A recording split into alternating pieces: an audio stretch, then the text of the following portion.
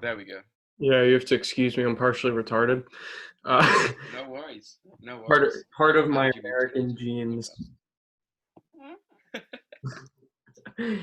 Where are you at right now? Manchester? Yeah, yeah, Manchester, United Kingdom. I'm in my student halls right now. Student halls, Yeah, student halls, residence. Yeah, residence. What are you studying? I'm studying music right now. Don't know if you can see, I've got Music.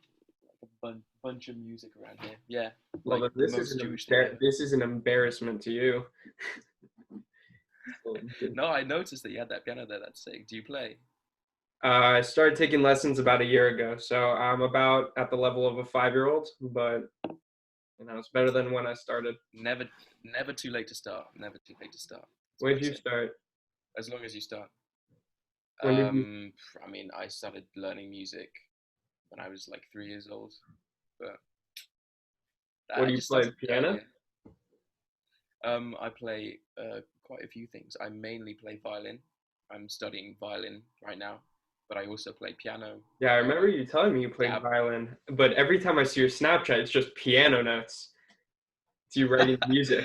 I'm like, this guy switch it Well, up on me, or is my memory shot? no, no, no. I So what I do is I study violin, but I also study theory, study music, harmony, and theory, and that I do on the piano. So like composition, theory, structure of music, um, musical development, all that shit. All That that I study shit. on the piano. But yeah, That, all that's that like shit. that's It's like really talking a interesting. whole nother language. Might as well be. Might as well. Listen, a couple more years on the piano, you may be able to understand what I'm talking about. A couple Probably, more years on it. probably. That's the goal. That's the goal. Mm, So great. You can speak four well, languages on me, and you can speak music on me. three and a half. What, French, English, Russian? English, Russian, and like, well, fine, a quarter of German. I remember that. I remember you were reading a book in German, and you're like, I can read this, but writing it sucks. Yeah. Oh God. I um I remember bragging to when we were in the Big Idea together. Um, because there were quite a few German people. I don't know if you remember Johnny? Jonathan Hyman. I Yeah, remember Jonathan Johnny. Big. Yeah, yeah. I remember bragging to him that I could speak German, and he just started blabbing away, and I was like, "I'm completely out of my depth. I don't speak it at all. My bad." No, so three in like 3.1 languages, I'd say. It's 3.1. definitely a decimal. Point 1 Three point makes one a difference. languages. 10% of German. Yeah. That's crazy to think of. I'm reading a German philosopher right now, but it's in English. Which one? Nietzsche. Nietzsche. Yeah. Classic to start out with. I don't know. Yeah, have you read You any? should say again. Have you read any? Of Nietzsche, no. I read. Uh, I usually read French philosophers, Rousseau, Yeah. that sort of stuff. Like, Montesquieu. yeah, yeah, yeah, yeah. Montesquieu, or whatever it's Kant. Montesquieu, or however you pronounce it. Immanuel Say Kant. again. All those people. Yeah. Yeah, I know a little bit. That's about as much. Whatever I learned in my civics class on philosophy, for French philosophy, that's the basics. That's as I far. wish I had a physics. I almost said physics. I wish I had a physics class in my school. Civics class was my favorite class in high school. It took Really? 4 years for me to like a class, and then I liked like three of my classes my final. I was like, this is a joke, this is a joke, this is a joke. Finally, fourth year, I'm like, finally get my money's worth. I like a class. It was great. That's sick, man. That's interesting. I had a very intense 2 year course in my final 2 years of uni in high school, and basically I got thrown into the deep end of the pool with all my academic work, and I hated most of my classes, but the classes that I did find interesting, the only class I genuinely found interesting that was quite difficult and challenging was economics. So economics I absolutely adored because I did music outside of school. I had like a sort of a music class in high school, but I mostly, studied with a private tutor. I did everything outside of school.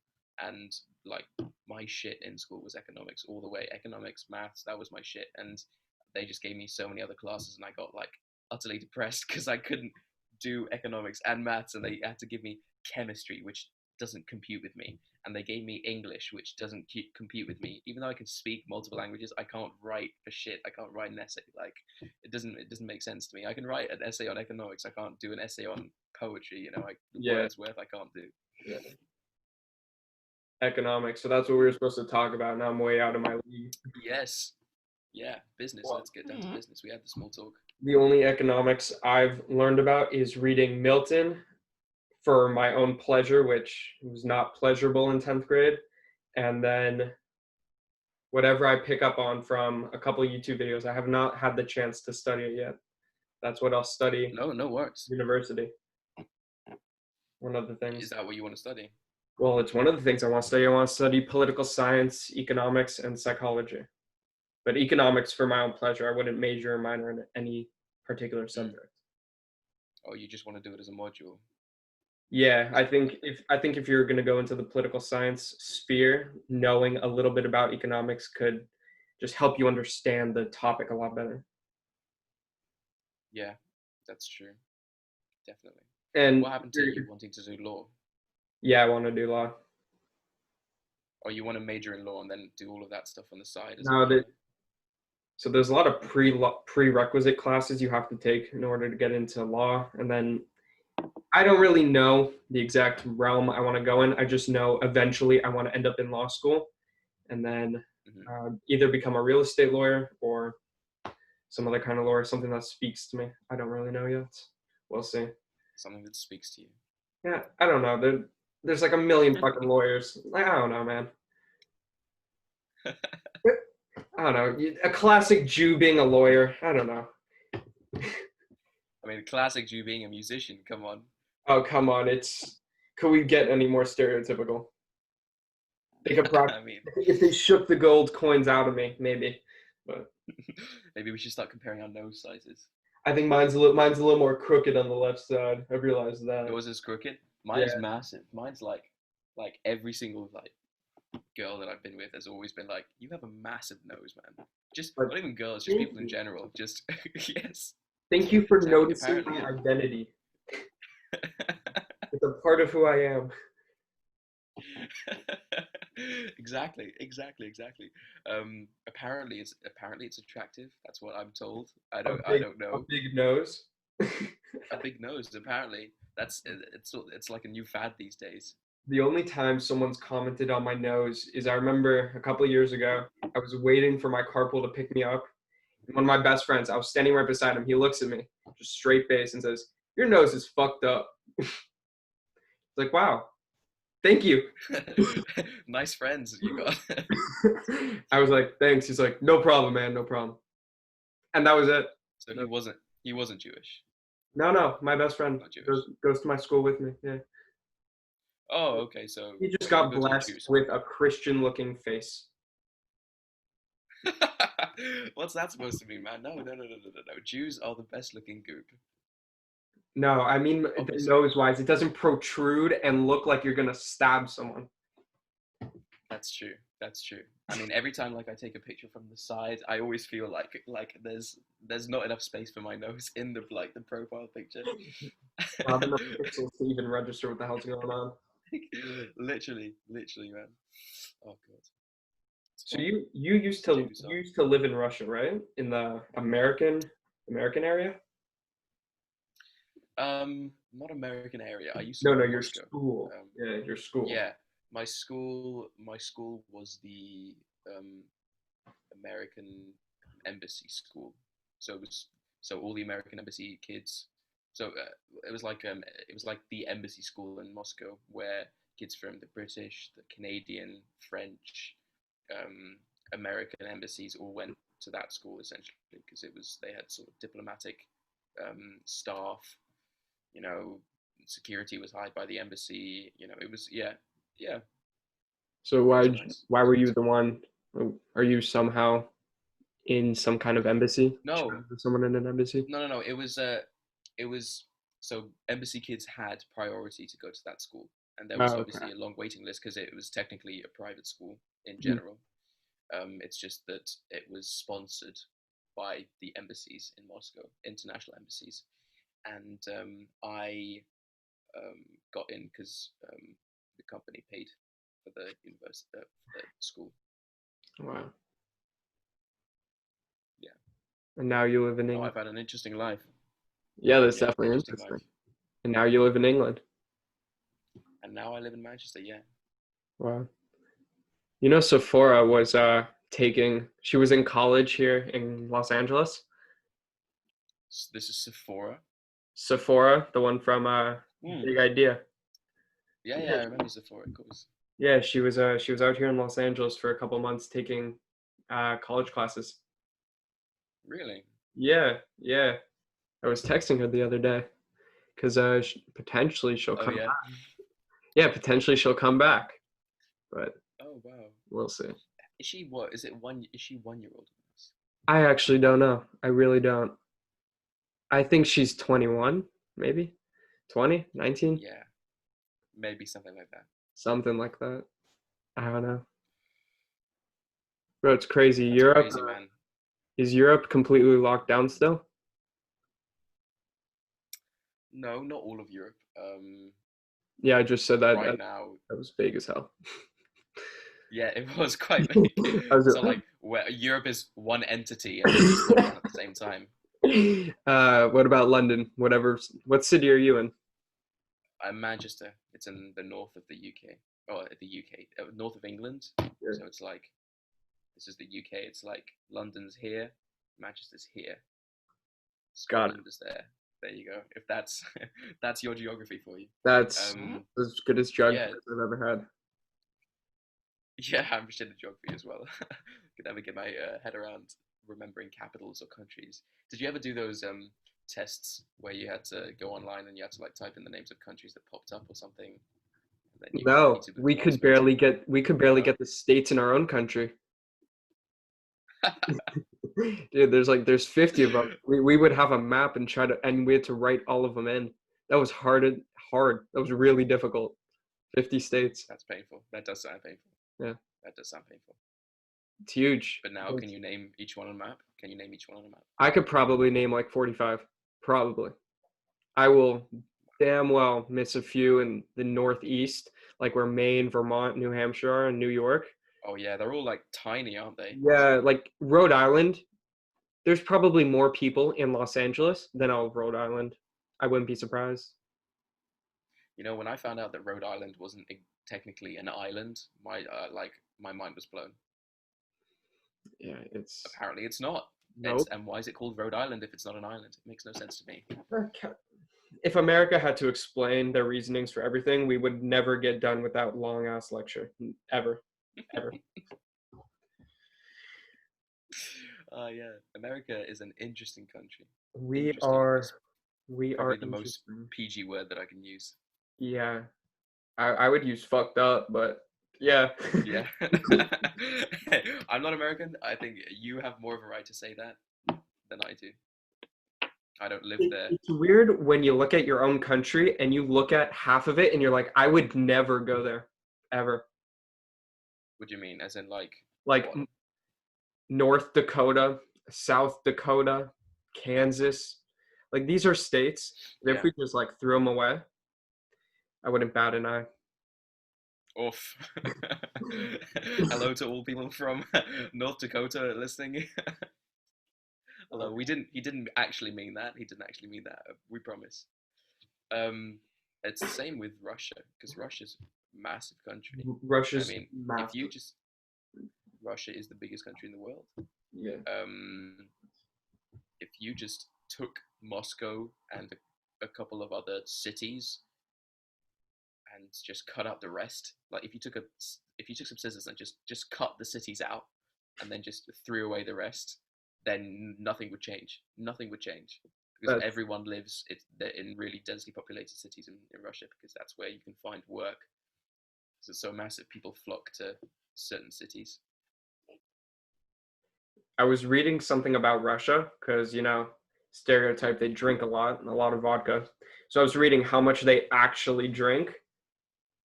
So there was a study done in 2011, forgot by who. So that makes this not credible at all. But the average, yeah, it said something like the average Russian drinks like 29 liters of alcohol a year, which for that's the average. Now think when you think of someone from Russia, you think of a complete drunk.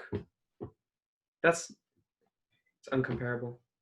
America was only around 17 liters, and China was like 11. 29 liters. I'm just like thinking about how much that actually is. Because in a year, imagine, That's like 29 bottles of decently sized alcohol. yeah, that is quite a lot, to be fair. That And I is bet there's a bunch of people who are bringing that average up. I mean, I'm not going to lie to you, there are quite a few people who drink a lot of alcohol in Russia. Um, it would take me at least 2 years to drink 29 bottles of anything. Like of iced tea, it's taken me at least 2 years. really? I don't know, I can go through 29 liters of water in like a week. Oh, water. Well, yeah. Yeah, Yeah. Stay hydrated. have to stay hydrated, absolutely.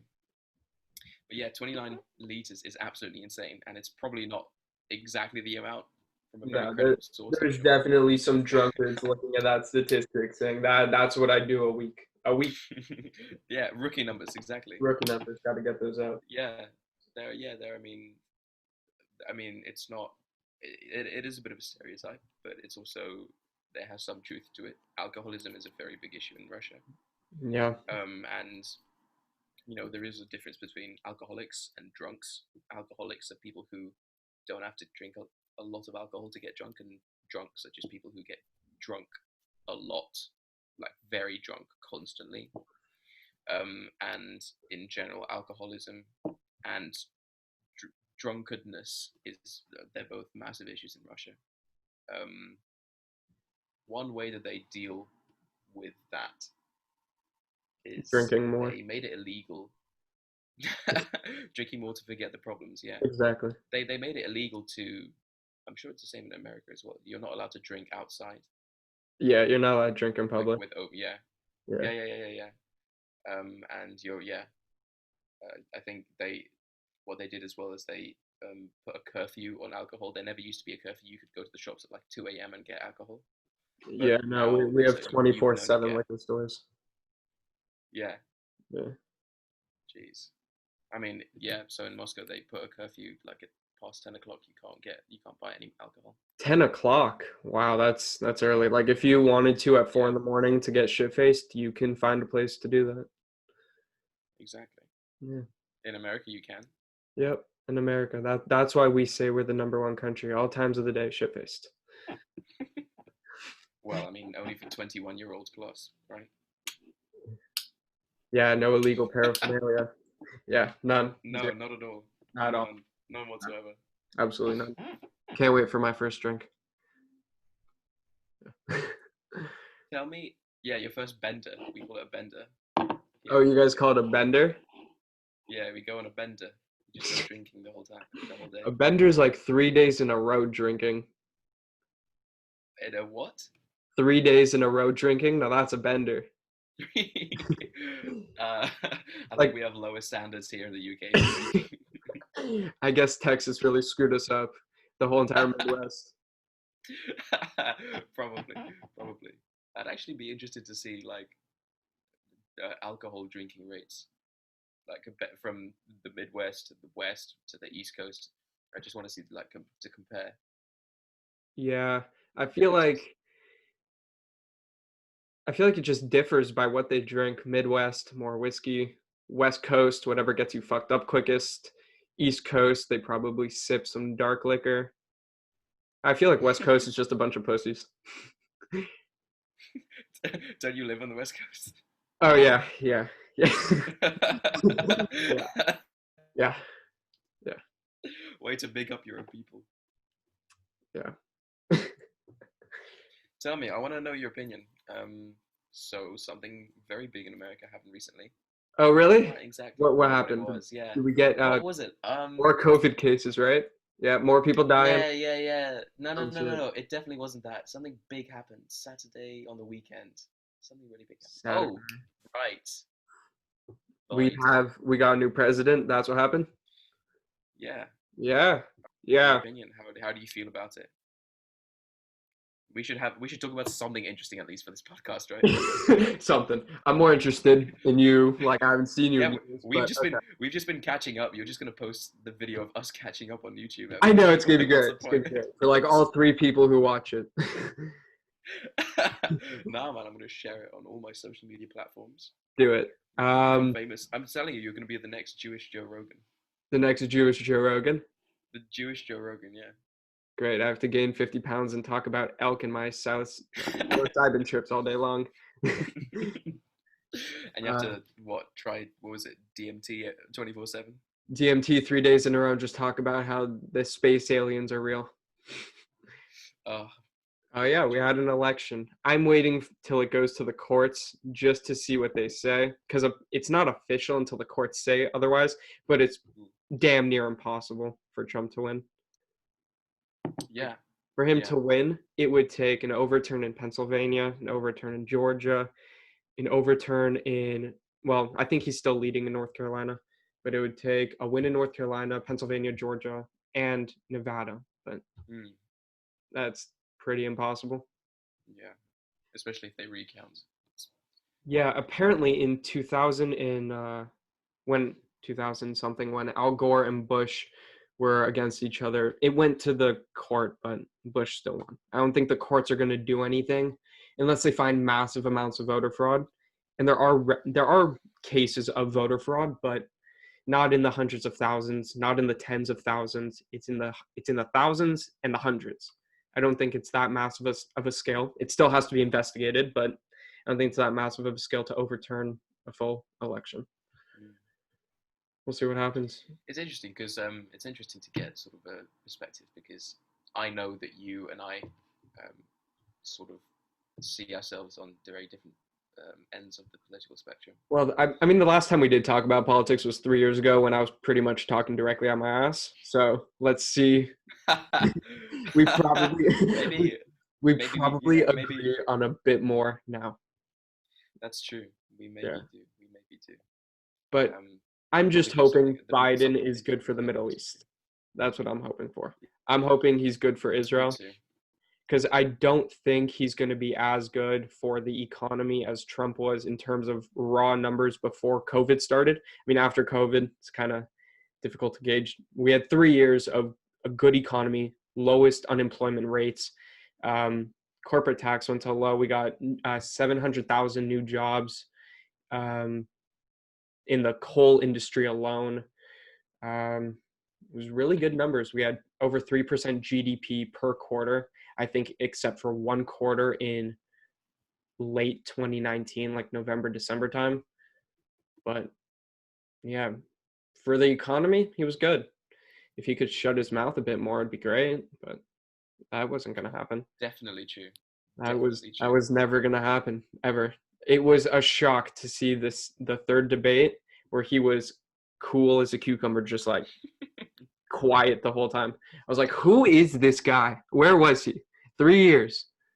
Like if he was like that for 3 years, his approval rating would have been at least 50% if he just shut up. Yeah, yeah. It might have. It would. I would agree with you there. If he had shut up and not said certain very controversial things, then probably his approval rating would be higher. That's a fair thing to say. Yeah. I mean, it was Um. also hovering around 43 to 46%, sometimes over 50% throughout his presidency.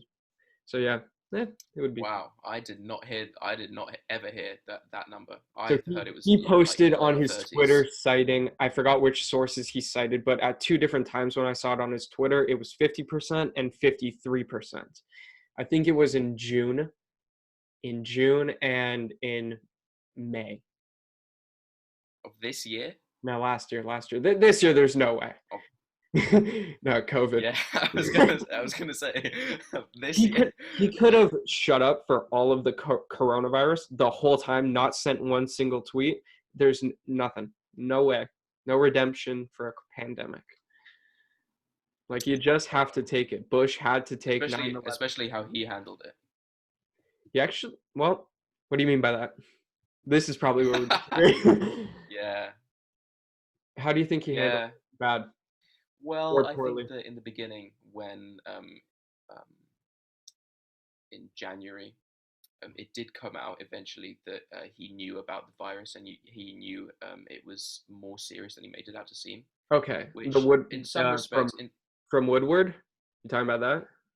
yeah, when he's on tape saying that it's Yeah. more, it's like a worse than just the flu that he said it was.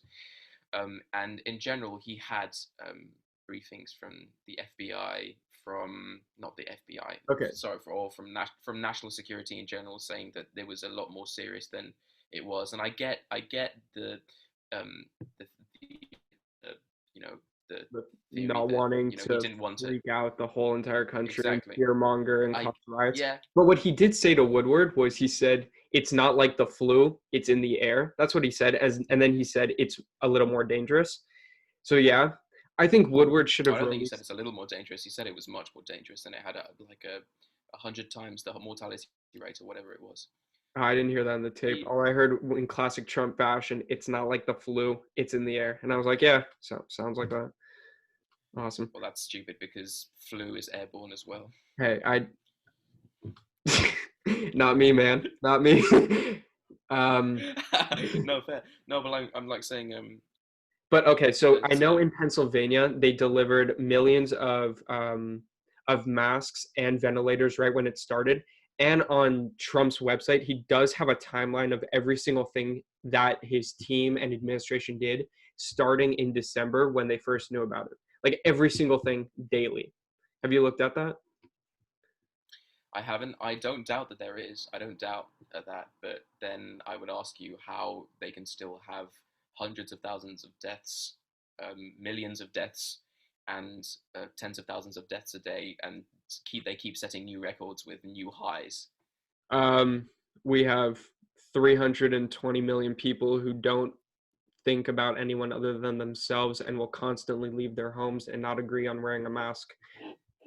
Well, I don't think that's necessarily the fault of No, American culture or it's not the Americans fault in of general. American I think culture. that if America or the American government had like How many if deaths have there been in America? There have been how many 234, deaths? 234,000 deaths in America, around that number, and around 1.2 million cases. So in the beginning, it was 1.2 project million what? cases, I COVID think it's a cases. lot higher than that, isn't it? I saw this. I think I saw it 2 days ago. I'll check it down. Hang on. I really hope. I really hope it did not just go from over 1.2 million. I'm just really confused because I saw weird. Oh no, you're 10 million cases, 240,000 deaths. 10 million cases. Okay, I was off by a whole zero. That is fantastic. Um, Okay, but the deaths. Oh, there've been a million deaths worldwide. That's it. Like yeah. 1.2 million deaths worldwide. Okay, yeah, Well, I mean, 238,000 deaths. We are it, leading in deaths, but we're not leading if you look at it per capita. If you look at it per our population, we're not leading by any statistic. If you look at it solely as America as a whole country, yeah, we're massive. We will be leading that. no, I'm just saying that in America in general, the study came out that said that in the first quarter of the year there was like they had already. So in America, there's usually like an average amount of deaths a year, or in general in the world, there's an average amount of people Yeah. that die a year. There's some number, and they checked that in America, that the number of people that had already died this year had already elapsed. Like more people had died already than was supposed to in the entire year. That's the point. And if there had been tighter restrictions, then that number would generally be closer to the average number of normal number of deaths a year. You know what I mean? I think that the America in general, obviously, you have lots and lots of people in your country, but I think that you lacked a unified response from the government, and it was very mixed. There were lots of mixed messages, and people. Trump didn't want to wear a mask until months into the pandemic, and Pretty much he until he got didn't it. say again. Pretty much until he got it. He didn't wear a mask. I mean, he did wear a Yeah. mask when he was within 6 feet of people who were not okay with him wearing a mask. But most of the time during press conferences, he did not wear one, but he was relatively far away. Well, I mean, But, at yeah. the Or in the at the hospital, he didn't wear one when he went to not even in the hospital, in the when they confirmed that new Supreme Court judge at um that party or whatever they had, no one was wearing any masks. He yeah, wasn't yeah, wearing yeah, any that's masks, yeah, and the yeah. and that was what, like couple of weeks ago. Yeah, 10 You people know, who were there got it. Chris Christie, Kellyanne Conway, him, Pence. No, not Pence. Pence didn't get. His wife got it. Not Pence. His wife kicked that in like 2 days. His wife was in and out. No one talked about it. what do you think of Pence? Pence. Yeah. I don't really hear much of him.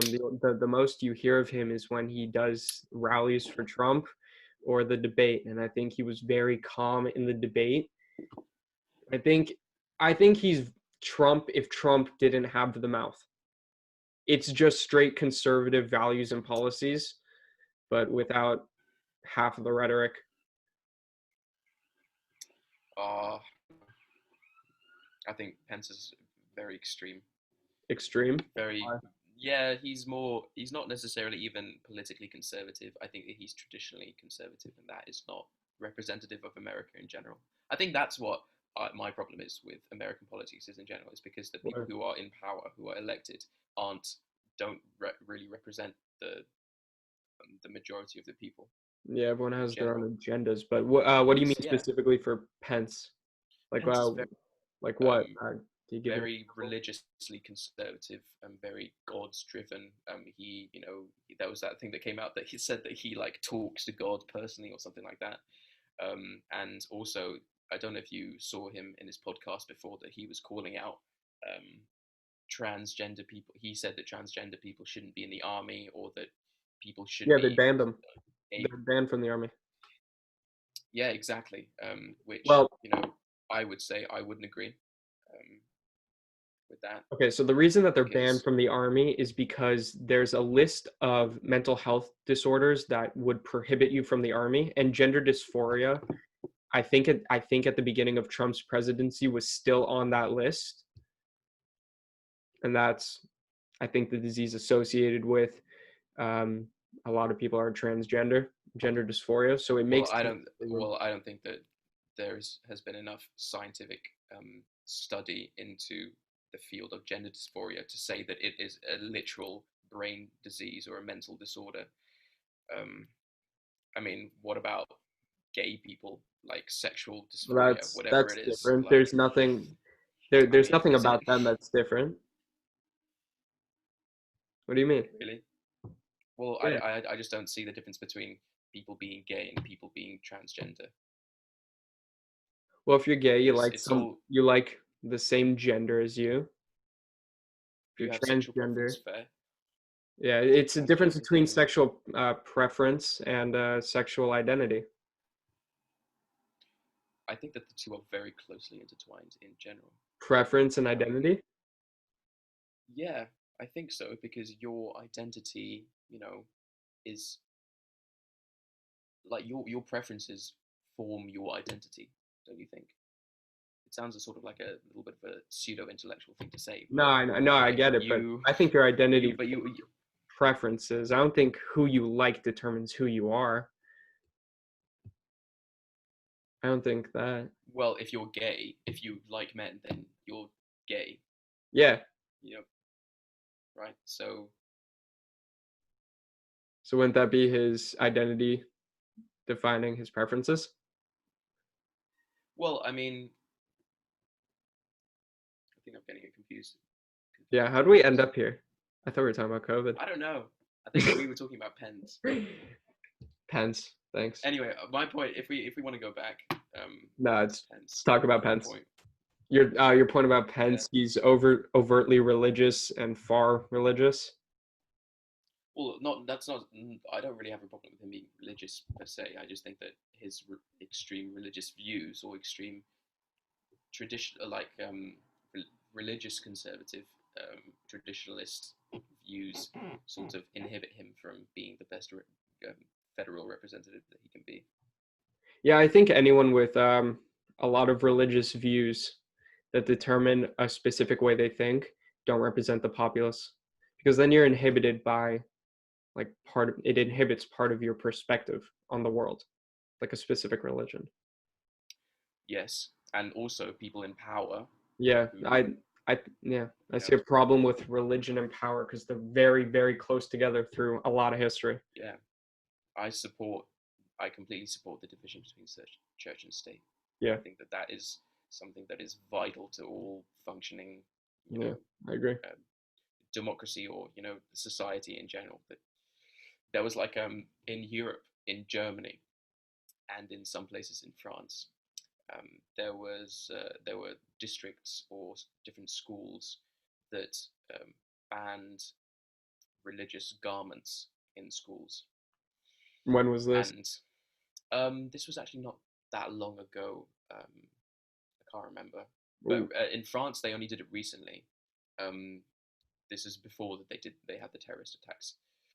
But in Germany, some districts have banned religious garments in schools, and on the one hand, it's very I feel very conflicted about yeah. that because Personally, on I the don't one agree. hand, That would not fly in America at all. yeah, no, You know, absolutely, but at the same our First at the Amendment same would time, say it's our freedom of yeah, speech, do what we want, freedom of religion. freedom of expression, yeah, Yeah, that's one way of looking at it. That's one way of looking at it. But um, someone explained it to me like if you have people who express like core fundamental issues in general that have been the basis of um, cultural conflict or um, conflict in general between countries, societies, religions, whatever, has been um, just fundamental differences in culture. If you're different to the person next to you, you're not going to be able to relate to them. That's why there's a lot of conflict between, you know, Jews and Arabs, conflict between, countries, Ukraine, well, yeah, Russia. like the three reasons countries go to war are religion, money, land. Religion's the odd one out there. I mean, it's not a tangible physical thing you can see. It's a perspective or a lens to look at life. So it's kind of weird that we're killing each I don't other know. for I don't ideology. know. I wouldn't necessarily say that. I would agree that some people like um, cite religion as a reason to go to war, but I don't think it's necessarily always the true reason No, for I don't going to think it's war. always true, especially in modern era wars. Not at all. It's more the latter, money and land. Even in the Crusades, like the Crusades weren't about religion. The Crusades was about money and power. The Pope wanted Yeah, but it definitely had power in the religion. Middle It East. definitely had religious aspects. For God's sakes, they painted Sure, the cross. They had sure. Jesus as Well, like yes. I mean, yeah, that's true. And they wanted to capture the Holy Land or whatever um, for what is it for to have the Holy Land for themselves. That's a yeah. fair religious reason, but at the same time, um, Israel or Judea, whatever it was called back then, was obviously with the Sinai Desert. There was a strait connecting the Mediterranean with the Red Sea, and it's very important ports. And I think there's a lot more nuance to No, the they're Crusades, and definitely a lot more yeah, nuanced. I can't remember what it's called, but basically what this one pope did. I wish I could give you more specific details, but what he did was he basically made this rule that said that anyone who it was a Catholic pope and he said um, if anyone wants to be free of sin, you just give money to the church, and that's going to free you from sin. Yeah, that was when I think that was right around the 1580s. Because after that, wasn't there Lutheranism, where they Yeah, would, yeah, that's exactly what yeah, why Luther chose to write his 99 Theses, whatever yeah, it was. it was basically because you could pay your way into heaven, and that was just a ludicrous idea Absolutely. that you could just Yeah. pay the church, and they'd like call God, hey, let him in. write his name down. Like, Yeah, so exactly. what? The rich get in automatically? It was a load of Yeah, crap. exactly. It is, which is complete bullshit. Yeah. Um, I don't know. What do you think There's about heaven? what do I think about heaven? Yeah, what do you think That's about a it? that's a deep question. What do you mean? What do I think about heaven? Yeah, very vague question. Do you hope there's one? Like believing Do I in one, hope there's one? yeah, do you hope there's one? Because Do I believing believe? in Do one I hope one way there's or one? another is kind of like we're just talking straight out of our ass. Like there's no I don't know. evidence for anything. I see. The problem is that there's no evidence for it, and there's no Mm. evidence against it, which is the worst thing, right? No The evidence against it. You don't have to prove that something doesn't. Yeah, Occam's razor. The most simple explanation is often the explanation to use. Yeah, Yeah, it's weird, but when you think about it, if you have critical thinking, right, yeah. there's no way to prove that there isn't heaven. If you think about it, how would someone go about proving that there is no heaven? By showing that there's no evidence to support that there is one. But then someone could say that heaven doesn't work. That's like going to Um, court. That's like going to court when someone murders someone and saying prove not prove that he did it, prove he didn't do it. I mean, oh, you do have to do that. You do have to do yeah, it. That exactly. was But the thing very is, right, is stupid that analogy. no, no, no, no, no, no, no, no, no, no. But no, no, no. Like I completely no. It was a The fair burden analogy. of proof is on the person that brings the subject. It's not. Yeah, Yeah, absolutely. that's what I meant. But Burden of proof, absolutely. Um, but the thing, right, about religion is that it doesn't always work at the same way as like you know, I don't know, commit like tax fraud or something. There's physical evidence that you've committed tax fraud, for example, and there's no physical evidence that there is a heaven. So yeah, this, Occam, right? Occam, he was a medieval philosopher, and he created um, this this thing called a razor, this philosophical idea called Occam's razor, which is that the simplest explanation is always the explanation that is true. And think about, and a lot of people use it nowadays to cite the fact, to cite the theory that heaven or gods or anything like spiritual or whatever, that it doesn't exist. The funny thing is that what's really ironic was that guy Occam, he believed in God. He was very religious, and his reasoning was that God doesn't work on the same level as like our dimension. He works in a different level which we can't perceive or something like that. And the thing is that we can't prove that there isn't anything like that. We can't not prove it, but we can't also prove it at the same time, and that is why religion is so weird. And that and um, that I want to believe that there is a heaven, because I want to believe that there's a place where I go after I die and I'm with my I family don't. and I'm Heaven with my sounds so dog. boring. It's like Heaven sounds so boring. It does. it's like It all the does. good people, like all the Christians that gave money on Sundays. It's like I do not want to live in eternity with them. No. I want to live like honestly, I want to see like what Genghis Khan is doing for the rest of eternity. Like I just want to see what he's doing. Yeah. Like that would be an all-out prank war. Him and Mussolini, dude, they'd just be going. I want to see what their jail cells like. I don't know. Maybe hell is like Dante's version of hell, and they're on different levels, so they wouldn't be necessarily in the same They would line. not be. They would not be. I actually I just bought the book Dante's Inferno. Yeah. Yeah. Great book. Great Have book. you read it? Highly recommend it. I have not read it, but I know that it is a great book. So I watched a documentary on I watched a documentary on the Nine Circles of Hell, and then there was a Yeah. YouTube film, an animated film from like 2006 of Dante traveling through the center of hell. At the center of hell is the devil himself holding Brutus, Judas, not Brutus, Judas. Judas. kind Judas. of kind of the same thing. They both did the same thing. They both betrayed. Oh no, both of them. What am I saying? He's holding Brutus in one hand and he's chewing on Judas's head. He's like, because like the closest you could be is him holding it, and like he's chewing on Judas's head because he was the worst of the I worst. mean, I In don't see anything wrong with that. That sounds highly plausible in to me. Yeah. Oh, but the weirdest thing is it's not scorching flames at the center of hell. It's an icy tundra. Like there's the flames of hell in like the fifth and the sixth levels, and then it just starts getting progressively colder till it just freezes over. It's almost too specific. Yeah. Like he's actually been.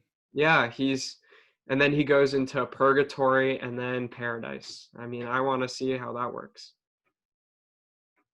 Imagine coming back from hell, purgatory, and paradise to your normal ass life in a village.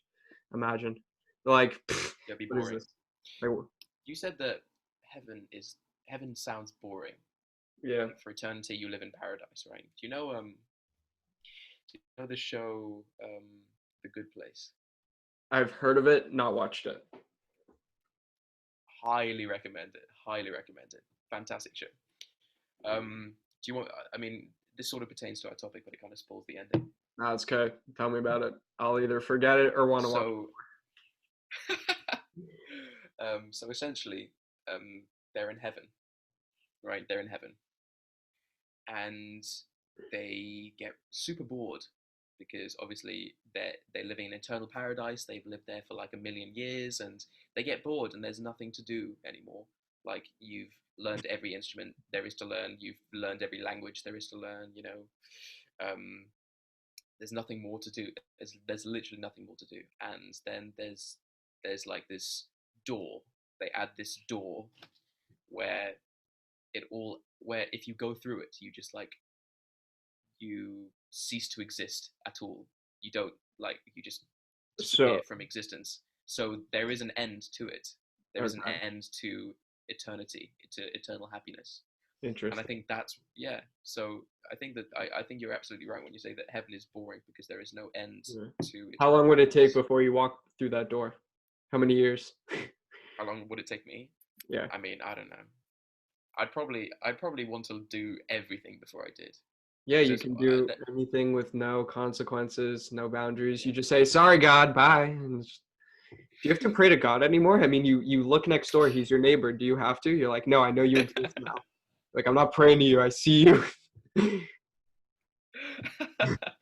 uh, as a courtesy, maybe because you've got into heaven. It's probably like a courtesy. Like Yeah. What are thanks you gonna do? thanks Kick for me letting out me in. now? I dare you. You knock Just on let me spice Lucifer's. things up in your life. Yeah, you knock on Lucifer's door. I'm like, yeah, sorry, I'm here now. Kicked me out, the old bastard. Hush now. The rabbis will hear you. Technically, we're not supposed to believe in Lucifer, isn't that right? You're not supposed to Is that believe in right? Lucifer. Oh yeah, because the only mention of Satan in the Old Testament is in the book of Joab when it talks about Panai Satan, like a face of Satan, and it's I guess the commentaries say it's just another side of God. You know, God has His merciful side. It's just another name, another like personality trait of who He is. Mm. So it's pretty interesting. I'm like, oh wow, God's Satan. You're probably Interesting twist. the type of guy to read for the twist at the end. Yeah, I mean, they're saying The God's Old Satan, Testament for the but it's twist. good. Relax, it's good. I'm like, you okay? Yeah. What is your opinion on religion in general? On religion, okay, Yeah. it I goes. love how we texted before and saying that let's talk about economics, Yeah, right? This is going to be yeah, interesting. We'll talk about economics. economics, politics, international trade, and here Okay, we are talking about religion. religion. Okay, so I've been To be going fair, to that's probably the thing that religious. we relate on the most. Yeah, I've been going to religious school for basically my whole life since I 2 years old. I started at VBS, Valley Beth Shalom, then Gone Israel, then Emek Hebrew Academy, and then Shalhevet. That's boring. Shalhevet. Yeah, my whole life been in religious institutions, and I think I don't see anything wrong with religion as long as you use it as a lens on how to make your life better and to somehow mitigate some amount of suffering in the world. But many people use it as like a different kind of drug, like a form of escapism. Like, oh, as long as I do this, I'll be okay. Whereas like as long as I view my life this way, I'll be fine. I think it's just another tool to help you in life. I think it's fine if you devote your life to it, but I think if you're 100% fully invested with no doubts about it at all, you're living wrong. But it's a lot deeper than that. It's not just that. What else? What else? What else? I think if you don't have any doubts at all about religion, I think you're crazy. I think you're absolutely crazy. I also think you're crazy if you have the audacity to say, I believe in God. I think you're crazy.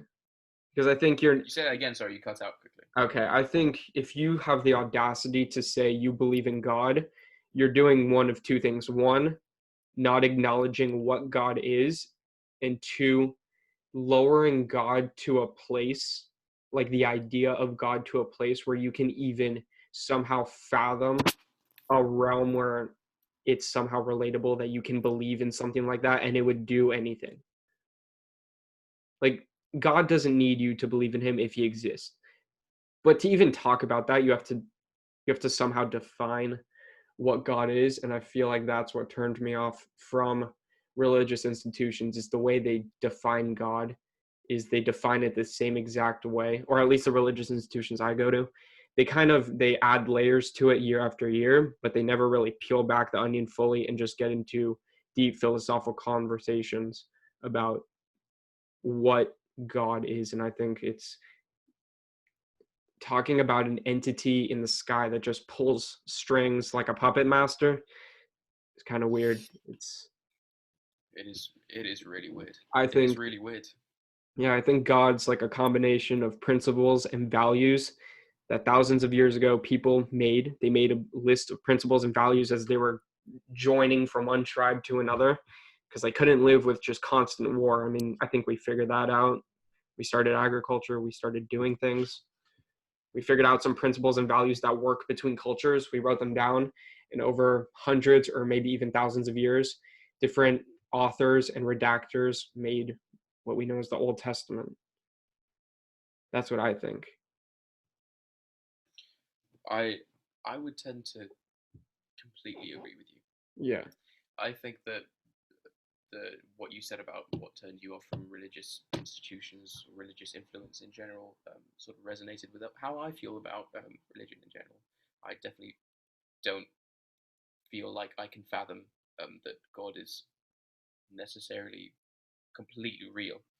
Um, and I do think that it's more about principles and very very like tangible things, Yeah. like the relationship that you have with your family, the relationship that you have with people in general. I don't think that the idea that you shall not kill people comes from a higher sense of morality or like a deified sense of morality. I think it's just basic principle that it's Probably not not the cash best for money, society. not cash Probably, money to kill people. yeah.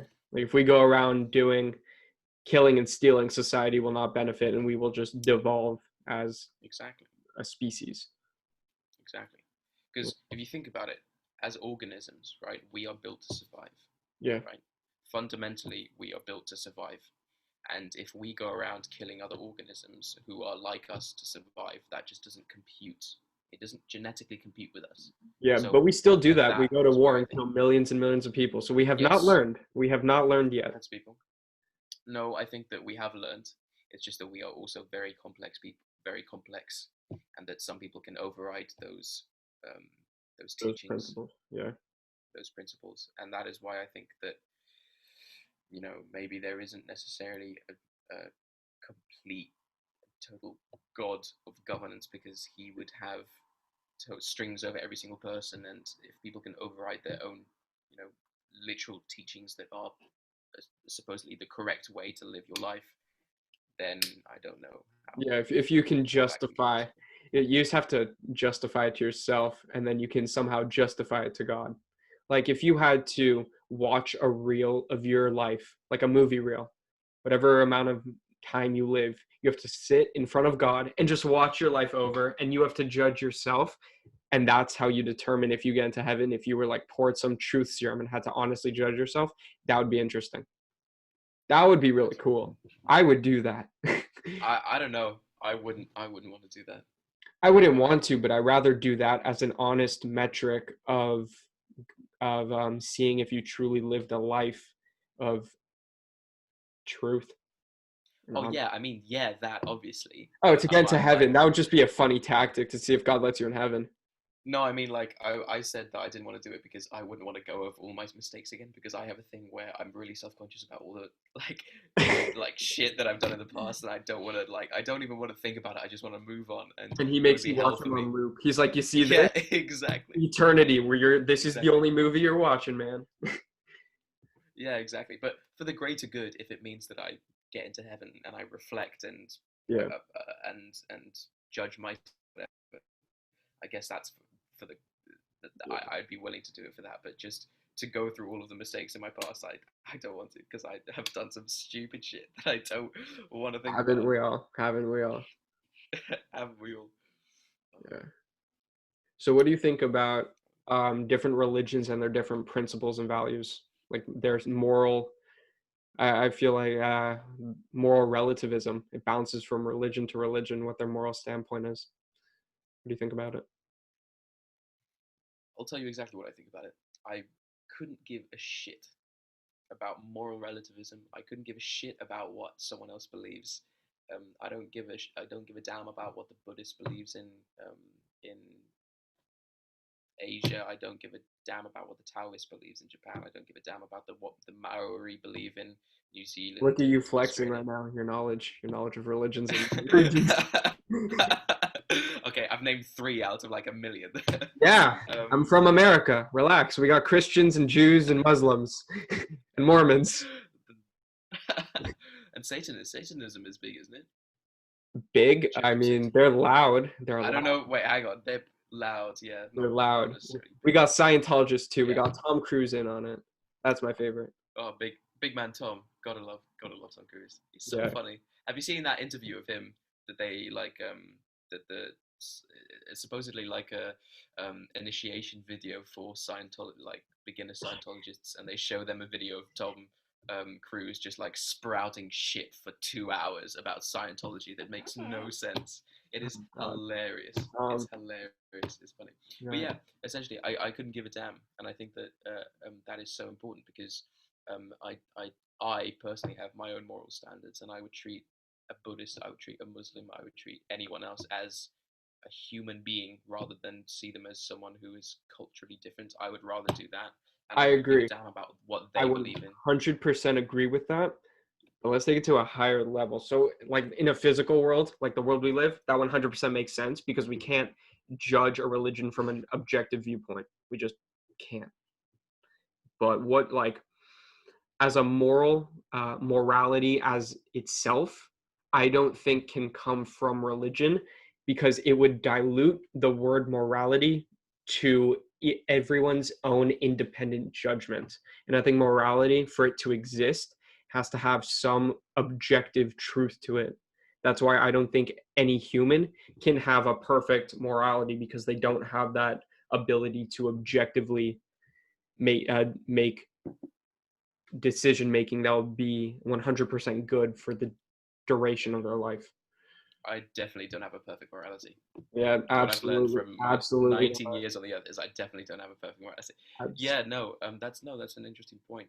yeah, I would definitely say that there are some I could give a shit about some. So okay, so I guess when you talk about objective truth, what I said before about treating someone as a human being was how that my version of objective truth. And when other religions treat people from their own religion or other from other religions, like I don't know, or like ISIS, for example, they're like extremists, extreme like extreme people who are extremists, like with I don't know, with certain aspects of Shia or Sunni Islam, or even in Torah, I don't know, on Yom Kippur, if you know, if you read all those like sins and you tap when you're tapping the yeah, it's chest, crazy. I'm like, I've there's never like done this. I've never done this. I've never done this. But I've exactly drunk when I'm not supposed to. I've desecrated the Sabbath. Like, why can't you do ones that relate to me, man? Yeah, and like that, I'm gonna have like my hand chopped off, or Yeah. I'm gonna like be stoned to death if I Yeah, do I'm gonna this have or that. I lead don't think shoved that. down my throat and lit on fire. It's like Yeah, I have not exactly. bribed the judge yet. Relax. Yeah, exactly. So, um, I guess no, I would say that going back to what you said about objective truth, I don't know if my version is correct. I guess everyone has a different version of objective truth. That's why it's so difficult to find a sort of a common ground to treat everyone as Yeah. when you say to treat someone as a human being, that might mean some like a different mean something different to someone else. But should we treat all religions the same? Um, And if so, how do we define religion? Because are you gonna say Scientology is a religion? Like if I make up my own religion tomorrow and I get 1,000 followers in like a year, is that considered a religion? Like do are we supposed to have guidelines so that we can judge their morality? Because if we like well, I let's say guess you made a whole new religion, you could have obscure rules, but if God said their rules, then can they argue with you? fair. I guess religion is based on faith, and this is personally my own definition. I would say that if someone has some form of faith, then that can be their religion, what they want to live by, if that's what they want to call it. I guess if you want to define it academically, there's a belief in a higher power, or there's a belief in some deity or deities in polytheistic religions, or I don't know. I think when you ask me about when you ask me whether or not we should treat religions the same, I don't. When I think about it, I don't think that we should, because some religions have certain ways.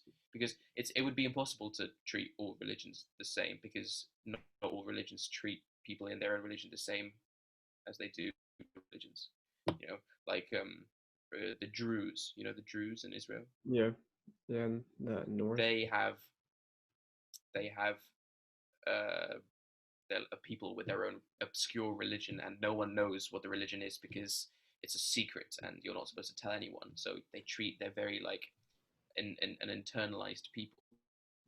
They're very family based, and they stay in communities, and they don't necessarily like foreigners that much. Even though I've visited places in Israel where they're and talked to Jewish people, and they've been very family. But I mean, in general, like the religion says to stay within your belief system. You know what Have I mean? you So I uh think it's in have you heard of Sam Harris by any chance? Sam Harris. No, I don't think so.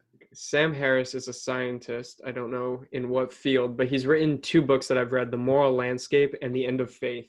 And he approaches morality from a scientific and mathematic viewpoint where for it to exist, it has to have an equation.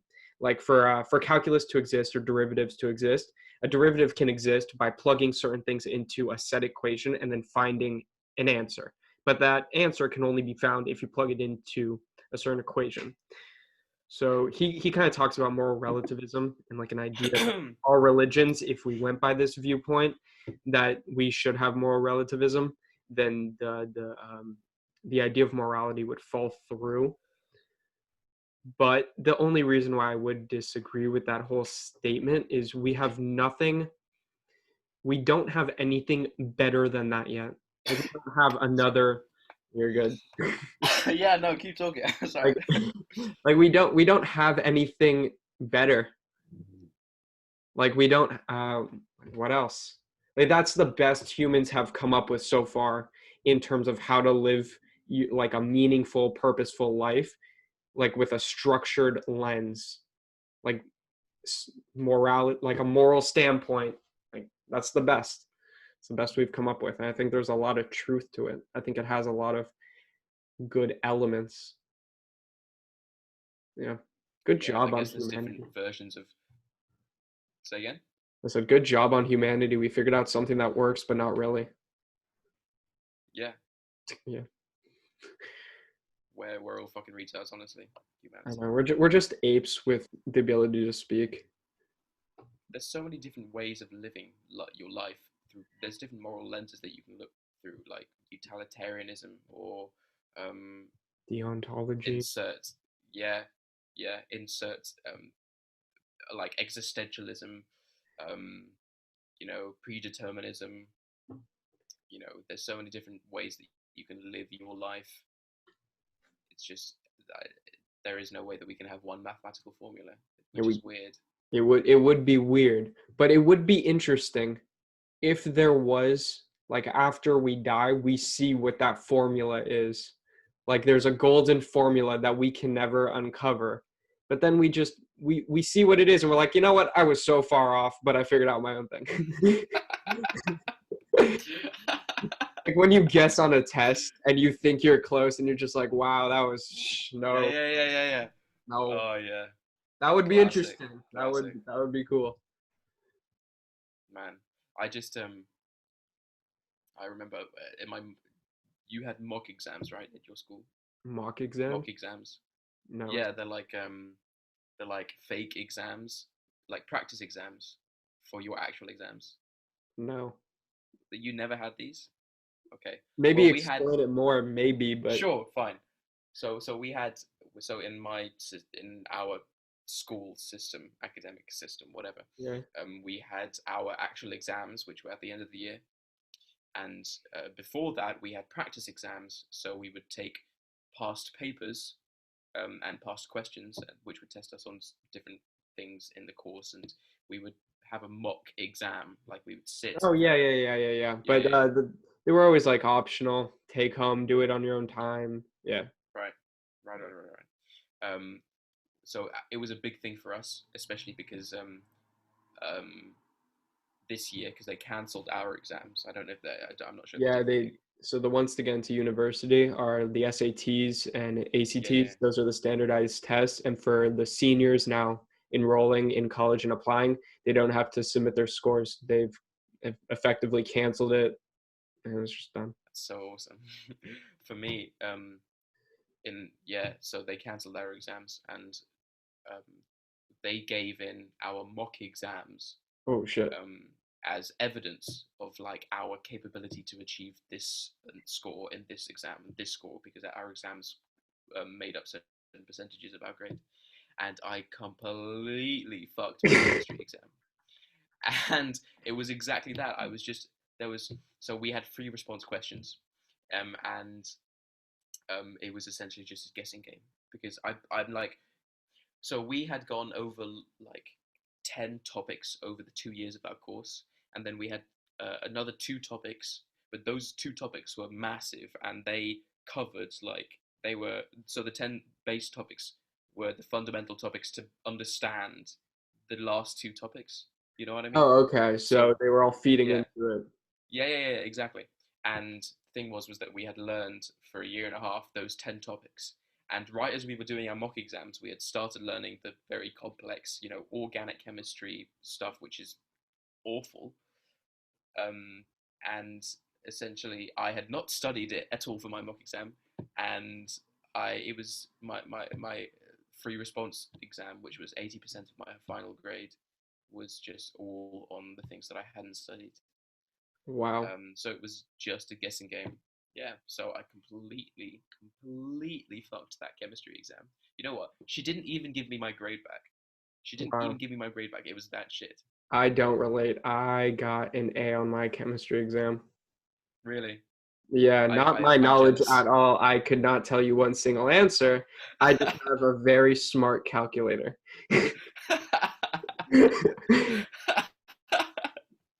Like Oh, you can download games and files onto this calculator. yeah. Was it TI Inspire or something Yeah, like that? TI 84 plus CE, the whole nine Yeah, yards. yeah, yeah, yeah. We had those. We Yeah, had those too. it's like a mini For some reason, Nintendo. I. It is honestly, it is. We had the fancy ones with the colors. Yep, yep, You had ones with colors. Oh, yeah. it was so sick. I remember getting them for the first time. It was like a new toy. Yeah, we downloaded Mario Bros on the calculator. Seriously, Yeah, Mario that's sick. and Pac-Man. Pac-Man was big. So we just sit there Really. in class all day. Pac-Man. Oh my gosh, I can imagine doing that in an exam. Just you're done, and then you're just like looking around at the the teachers walking by you and just playing Pac-Man quietly on your Yeah, and the keyboard. craziest part about those calculators, on the back they have a reset button, and it's like a hard reset. Resets the whole thing to default settings. So if I downloaded files onto it, like a study guide and everything, finish the exam, press the reset, put it down. I'm like, let's go. Genius. Game over. And now you're gonna post this on the internet, and you can I get your I diploma finished taken the away for school, cheating. and it was in 10th, 9th, 10th grade. If you want to Yeah. discount that and give me a 0, give me a fuck that. Come on. Yo, for me too. Ninth and 10th grade, I couldn't give a shit about. God, I wish I hadn't done my. I wish I just dropped out. Yeah. Sometimes I do. Yeah, It's been seriously. worth it. Sometimes I was like, dude, I could have been ahead of the coronavirus. I would have been way bigger. Yeah, exactly, exactly. I so I my mum, right? My Yeah. mum is Jewish. You know how Jewish mums are. They Oh, want you to very succeed good. in everything. Yeah, I'm just the most Jewish person ever. I'm like 99% Ashkenazi, according to my DNA test. Like full I on. need to take one now. I need to see if I can beat that. I don't think so. No man, like my family's Jewish to its core. It's like generations and generations. It's crazy. Anyway, my mum, super Jewish, wanted me to succeed, and there'd never really been a musician in the family before. I wanted to study music because I love music. I love my violin. She'd never. They didn't really understand because my grandparents were my Russian grandparents were engineers. My mum studied business. Very intellectual things. My Yeah. granddad on my dad's side, my paternal grandfather was a dentist. His wife was like a secretary. Very intellectual, like Yeah. Like, industries. You know what I mean? yes. Um, And you're here fucking and around with a violin. yeah, yeah, man. I'm just like jamming on the piano. I'm just like playing some chords. I don't know what the fuck I'm doing. Um, so it was hard for her to. It's hard for my family to not accept, but like sort of try and be as supportive as they could, and trying to. It was hard for them to understand what it was to do music in general. So um, she wanted me to have a backup plan if in case music didn't work out, and that meant studying hard at school, which is fair, which I did. And in the end, when they cancelled exams, so in our system, 50%, or in some classes it's different, but we have multiple exams, and those exams take up percentages of the final grade. Yeah. And obviously, we didn't have those, so they based our grades on some of the coursework that we did over the 2 years. Okay. All of that And calculated into our final grade. All of it. really, Yeah, the way it's broken down different by percentages per teacher, but coursework, which is just homework, participation in the class itself, which I think is completely ridiculous. Because I hate the classes. I'll just do the work, grade me on the work. Like work, I agree. essays, and yeah, exams, quizzes. Yours is only Yeah. exams? European culture. No. We have coursework. We have coursework. Yeah. So exams, they had some of the percentages. It differed between classes, but sometimes it was like 80% was exams. Sometimes it was Okay. like 30% was exams, and then the rest was coursework. Yeah, it would Um, never go above like 60%. no, it would. Some classes we didn't No, have in any like coursework, in and our class. oh, for you, oh yeah, yeah, yeah, yeah. Yeah. Oh, okay. Never. Um, that's interesting. Which is no, that's probably a good thing because you can get a lot. You can get like 40% of your grade through coursework. But yeah, I um, so they cancelled our exams and I couldn't because I did well in my exams except for chemistry. We talked about that already. I did well in my exams, in my mock exams, um, and um, they cancelled them, and I wasn't able to get as good of a grade as I wanted to as my final grade. It was actually quite bad. It didn't really matter because I'm doing music now, man. I'm doing what I love. I'm living the dream.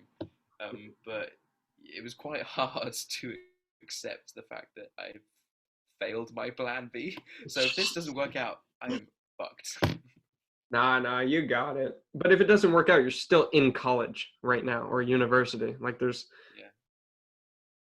Yeah. well, yeah. Well, I guess you'll join that It's statistic of difficult. Russian drunks if all fails. Thanks, man. Yeah, I feel really supported right now. Thank you. I don't think you're gonna fail though, so uh, no, I won't have enough money to buy alcohol. That's the problem. I would love to be a drunk. I'll Just support you. If you will play you? for me, I'll support your habit. Sure. Why don't I just use the money that you give me to, buy myself food and not alcohol? Oh, That's probably. that could work. That could work. That could work. That could work. I don't necessarily have to become a debilitating drunk No, and low no, you functioning. don't. I just feel like it's part of the musician culture to have some substance abuse in part of your life. It helps you write the songs. Like after a while, like what Well then, you the lead the singer Keith Richards. Ret- Keith Richards, yeah. yeah, am I right? Oh, yeah, Keith Richards, yeah, Yeah, of Keith course. Richards, fucking heroin addict. That's how he writes the best. That's how he writes his songs. You know, he learned the dose of heroin to take. He learned it. Do you know what the Eurovision Song Contest is? Eurovision? Yeah, yeah. Yeah, you know Eurovision, okay. Massive song contest in Europe.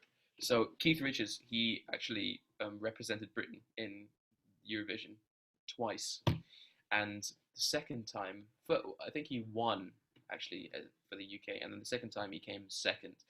But he was high off his mind while he was performing in front of like 200 million people who were watching, just high off his mind. And he fell on the ground. I think it was like sleep, like Adderall or something, or anxiety pills for him to perform. I don't know, but he was. It's hilarious.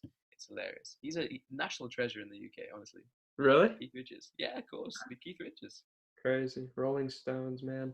Yeah, but you do have a very skewed view of what it's like to be a musician because it's not all just drugs, and then just Drugs, rock. play, genius. No, of course, it's a lot of.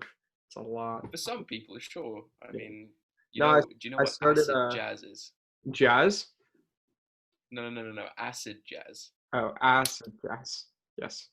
Do you know what? Do you know what that is? Not a fucking clue. You have to listen to it because it's jazz, but it was composed by people who are on acid, Oh wow. and it sounds fucking mental. It's so weird. It's so weird, and it's not my cup of tea because it's fucked up. You can definitely tell that it's someone was on acid while they were Someone was on just. something. What kind of what kind of music do you generally listen to? um, I'm a big as a violinist, you tend to be a big fan of classical music. You know what, I thought that here, because I'm going to music university and obviously I'm surrounded by musicians and violinists every day, I'm actually surprised that not that many people listen to classical music just um, for themselves as like for pleasure, Hmm. for leisure. I tend to really like classical music and jazz, and I know there's a little bit of a stigma with it, like people who listen to classical music are pretentious or something like that. And I've always tried to find I was like gonna just say the. boring, but yeah. Oh, yeah. I guess if no, everyone has a preference. Everyone has a preference, and I guess my job as a future professional musician is to convince people that they want to listen to me play. Convince me. I'm interested. I've been to one classical music concert, and it was forced upon me, and I fell asleep an hour in. I'm telling you, but it sounded beautiful. I wasn't into it. It was in ninth grade. Maybe if it was to a good orchestra, I could definitely listen to it. Yeah, yeah. No one's I think exposed me that to that kind of music though, so I don't know yet. Except my it's a grandmother. whole My world. grandmother listens to classical music every single day on the radio, and every single Really? yeah, every day I would go over there before primary school, and I would every single morning turn off the radio to eat breakfast. I'm like jazz again every day, every single day. Like I don't see it, but Uh, okay, you do you. I'll have to get your grandma an autograph when I become famous. But she'd love that. She loves violin. Really? Yeah. Have you mentioned me to her? Yeah, but she's old, so she probably doesn't remember it. But yeah. Oh, fine. 3 years ago, do you remember me mentioning a kid, Michael? Do you remember that? That's what I would have to. I'm sorry, do you not talk about me all the time to everyone in your life? Contrary to popular belief, no. But when I talk about international friends, yeah, definitely pop up first. Do you have any other international friends that you didn't meet a big idea? That I didn't meet a big idea? No. Where would On I like meet them? on No. Oh, okay. Well, fair, fair. Yeah, No, that's fair. America, you like when I went to Europe, it was always with my family, so I didn't have free range. Mm. Next time I go to Europe and I make friends, it'll be on my own accord. So I definitely have more friends Where have international. you been in Europe? Where have I been in Where have Europe? you been? Yeah. I've been to Greece, Amsterdam. This is gonna sound pretentious as fuck because I'm listing places I've been to in Europe. uh, No, no. Tell me. I'm interested. I want to Greece, know. Amsterdam. I was supposed to go to Italy this year, but COVID fucked that up. Italy was a Oh, hot spot. Where else have I been? My memory's shot. Um, I think those are the ones I remember the best because they were the most recent. fair, fair. But The you other haven't ones, like traveled all over. no. That's actually either coming up for me this summer or next summer, depending on how open the countries are and depending Mm. when my friends can go too. Yeah, backpacking's huge for me, definitely. Oh man, I have to send you a list of places in Europe to go because I something have that a was I have a huge list, but definitely send me more. yeah. It'd be No, great. no, absolutely. I'd love to because great thing about my school was that we had a sort of like we had a school what's it even called? We had like a school federation All of right, different schools which were owned by this one. Well, no, they weren't owned. They let were me just part get a of the school. charger. Like, Give me yeah, one go for moment. it. Yeah, of Let me get a course. charger. We're good. Sick. Um, what was I Yes, saying? in Europe, Oh Europe, yeah, realistic school places, federation. Federation. Yeah. So we got to travel to other countries at school and compete in like sports um, with like schools, yeah, in different countries, and like all over Eastern Europe.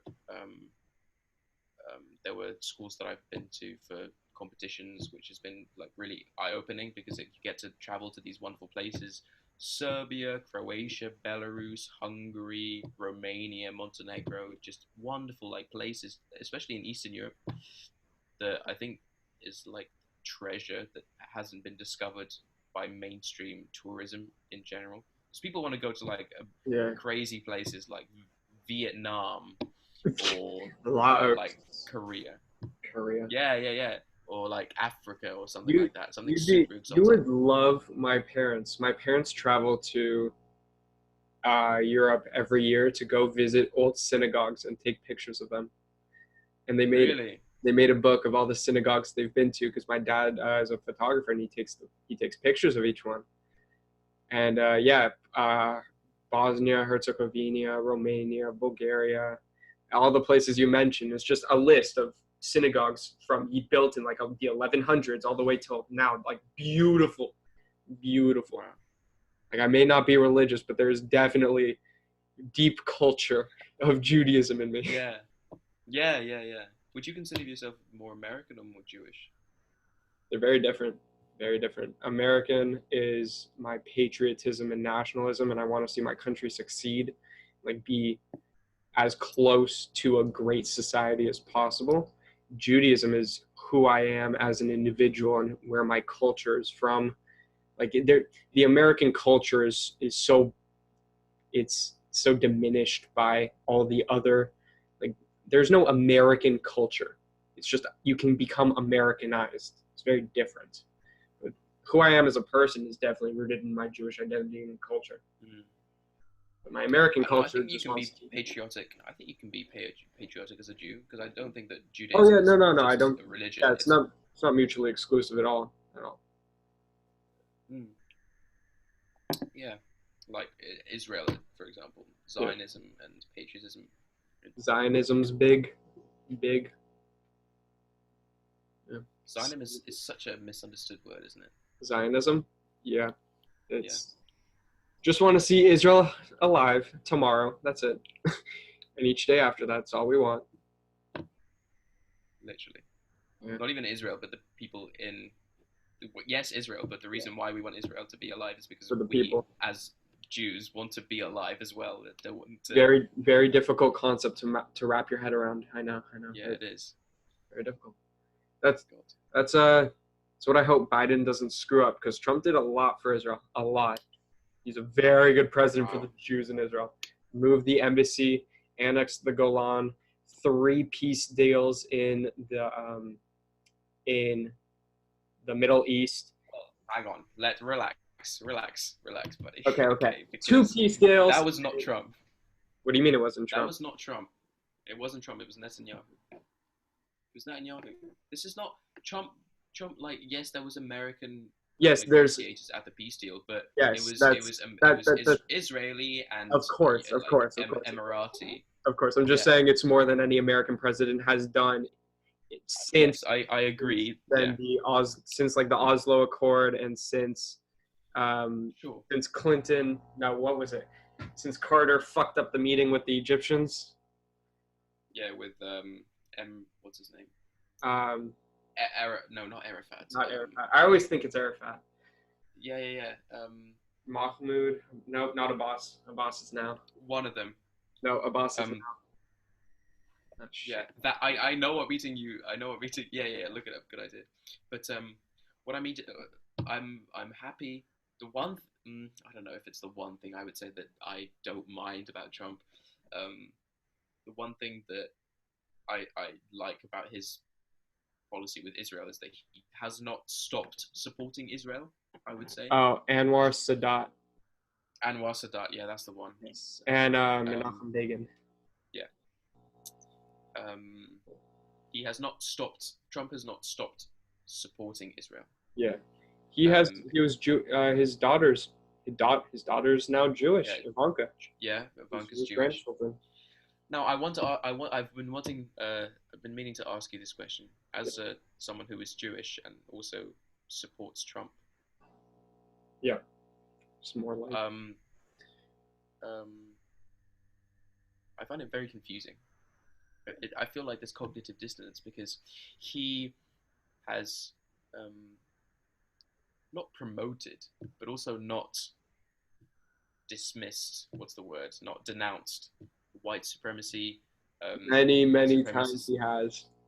We are going to heavily debate this because we disagree on this. Well, I think that I think the most controversial or most dishonest piece of journalism is to point to Charlottesville and say he did not denounce white supremacy there, because every single time the clip is cut, the full clip is him. It starts off with him denouncing the KKK and white supremacists. That's what it starts off with, and that is always cut. It just shows the part where he says good people and bad people on both sides. look, I don't think that we should give him credit for doing the basic human. For having basic human decency. I'm not giving him credit. I'm just saying it's right. Dishonest journalism to say that he didn't denounce it then, when in the same fucking 2 sentences he denounced it. I just think it's dishonest journalism, and it does nothing. No, I know that he has said in the past. I'm not saying that he has never said anything negative about the KKK. I'm saying he has denounced the KKK. But at the same time, that is what basic human decency is. You should always denounce white supremacy. And if there's any so when has he promoted it? We thought the point is that like it's not that he's promoted it. He's I'll tell you. I'll explain why. But he's not necessarily like explicitly promoted white supremacy, but he's also not denounced it. Okay, multiple times. When I mean, fair enough. Maybe they have cut the clip of him saying that there's both people on both sides, but also with the Proud Boys in the debate, stand back and stand by. Stand back and stand by. That is your that's an individual interpretation of him. Maybe I can be a little bit. It can be argued both ways. I understand what you're saying, and it can be argued both ways. But for that to say he's not denouncing it. No, well, he's not explicitly saying it's not explicit. It's not explicit, and he knows that he has lots of supporters which talk especially QAnon. He didn't say that he didn't denounce QAnon, which is a fundamentally racist QAnon is a bunch of conspiracy right-wing theory. conspiracy theories. He didn't Exactly, and it denounce it. was I don't think he knows anything about it. no. I mean, he said that he didn't know anything about it, but he's not an idiot. He's been briefed because QAnon conspirators are that some of them are nut jobs who are national security threats, and he gets briefings from the FBI every single day. You know, he's not. QAnon's so nothing. It's not a big base of his believers at all, and I really think he knows nothing about it. Like he hasn't denounced them, but he hasn't supported them. I don't think he knows about them. Yeah, fine, but I don't think that I no, but like he fair enough. He hasn't supported them, but at the same time, if there's any chance, if I didn't know anything about, for example, if I was president, right, and I hope that you can agree with me on this, Okay. if there was an alt-right nationalist group that supported me, right, I would say I do not want them supporting me, even if I don't know anything Well, about them. he If he did say that about David Duke when for like that thousandth time after he was hounded by reporters because David Duke does support him, but he doesn't endorse David Duke supporting him. He's denounced him at the debate when he asked who he has denounced the KKK, that much I know. He has denounced the what KKK. groups would you want him to denounce? Like what groups? Proud Boys, He QAnon, I okay, QAnon I more don't think he explicitly. knows about, but Proud Boys, I really don't think if he's told about them, this I think we can agree on. If he's told about them in a public view, like if he's asked specifically about them, he should denounce them. I just wish that there wasn't room for interpretation on him and his saying that presidents are supposed to be presidential. They're supposed to give clear, direct. They're supposed to Well, I think tell it's you what they murky. mean. You know, I think it's I murky think because that you can look at left wing groups and you can have the same arguments. You can have the same. Maybe it's not white supremacy, but maybe it's racism, racist groups on the left, or organized domestic terrorist organizations on the left that are not like denounced. what domestic terrorist organizations on the left? Antifa is a What big like Antifa?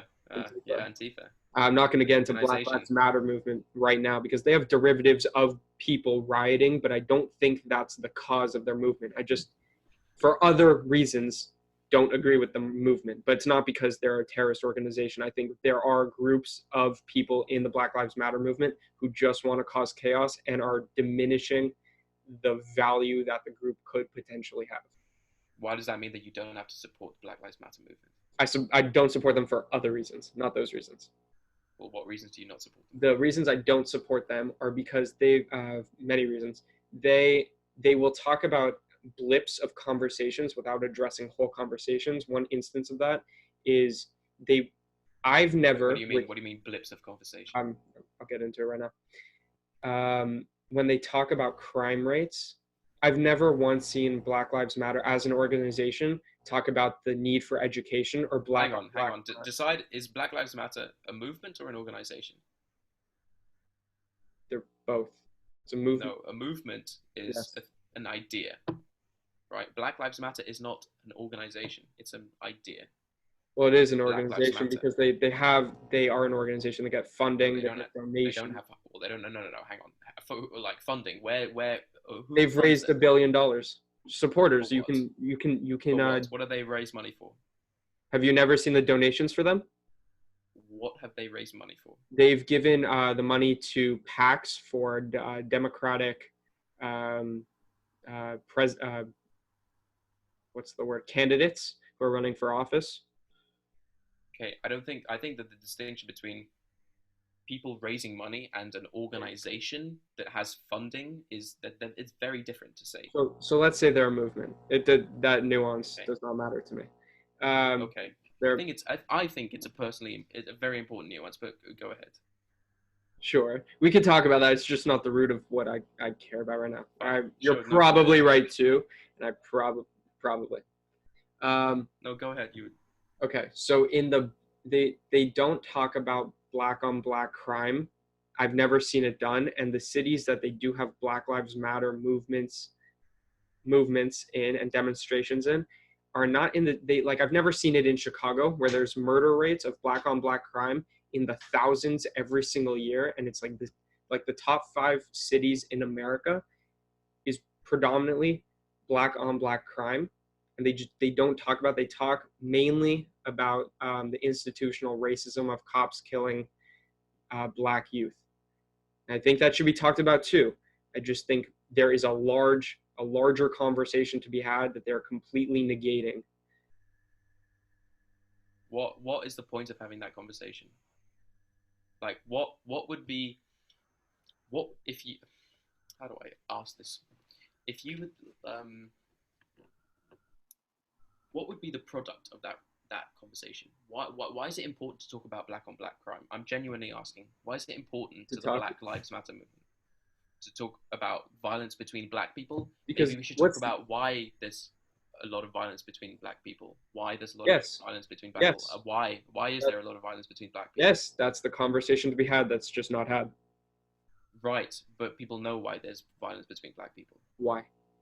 Well, that's because of a lot of reasons, mainly because of institutional racism, and that is yes, well, because from the beginning, black people being oppressed, what happens is rich neighborhoods are rich black neighborhoods are dispelled. They gravitate towards lower income areas. Generally, they are lower income. When in lower income countries, there are higher rates of crime, and it is fair to say the same thing about lower income regions, districts, ghettos, whatever you want to call it. Um, I think that black on black crime is not a product of black people being violent. I don't even see No, like I'm the not saying point, it's a not product even of like people remotely. being. No, no, I know. I'm not seeing what the point of talking about black on black crime, because that is not even remotely the point. Because the point of talking about institutional racism is that um, is exactly that there's institutional racism where black people are oppressed by the institution, and they cannot be as free as other Americans, where other Americans are not as free on the same level, right? It's just there's no point in talking about black on black crime. I mean, I think there's there's a do you know huge. the rate of like bank robbers, right? Bank robbers have a very high shooting rate amongst each other because they like bicker a lot. Like the rates of What's groups of bank robbers. Like there's no point in talking about like bank robber on bank robber crime or shooting. Like there's no point, because that's not the point of the highlights of the movement. The movement is to highlight the fact that there is institutional racism, not black on black crime, because that is a whole different thing.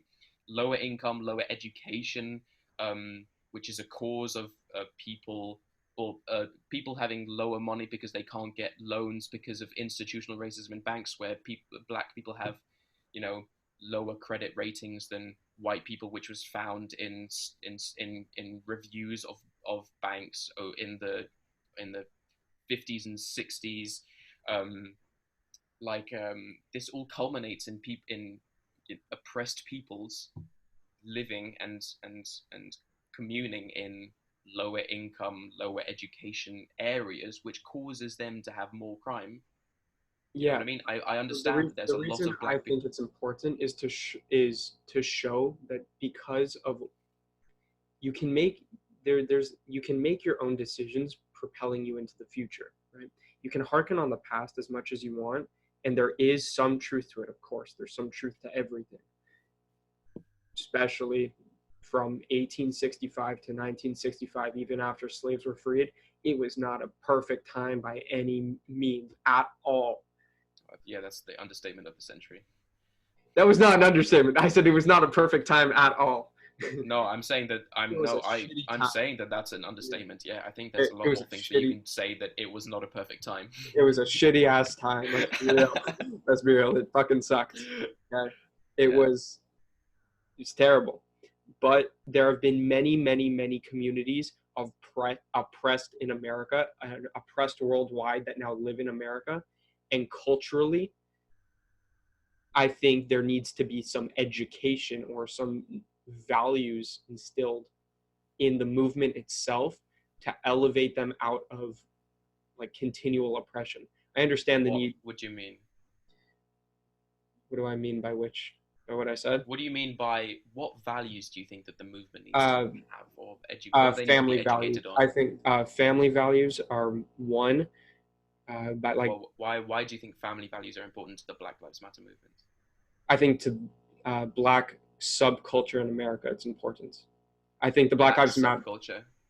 I think there's culture in America which is very broad because American culture is just all Americans together, being whatever race or whatever ethnic, they make up American culture.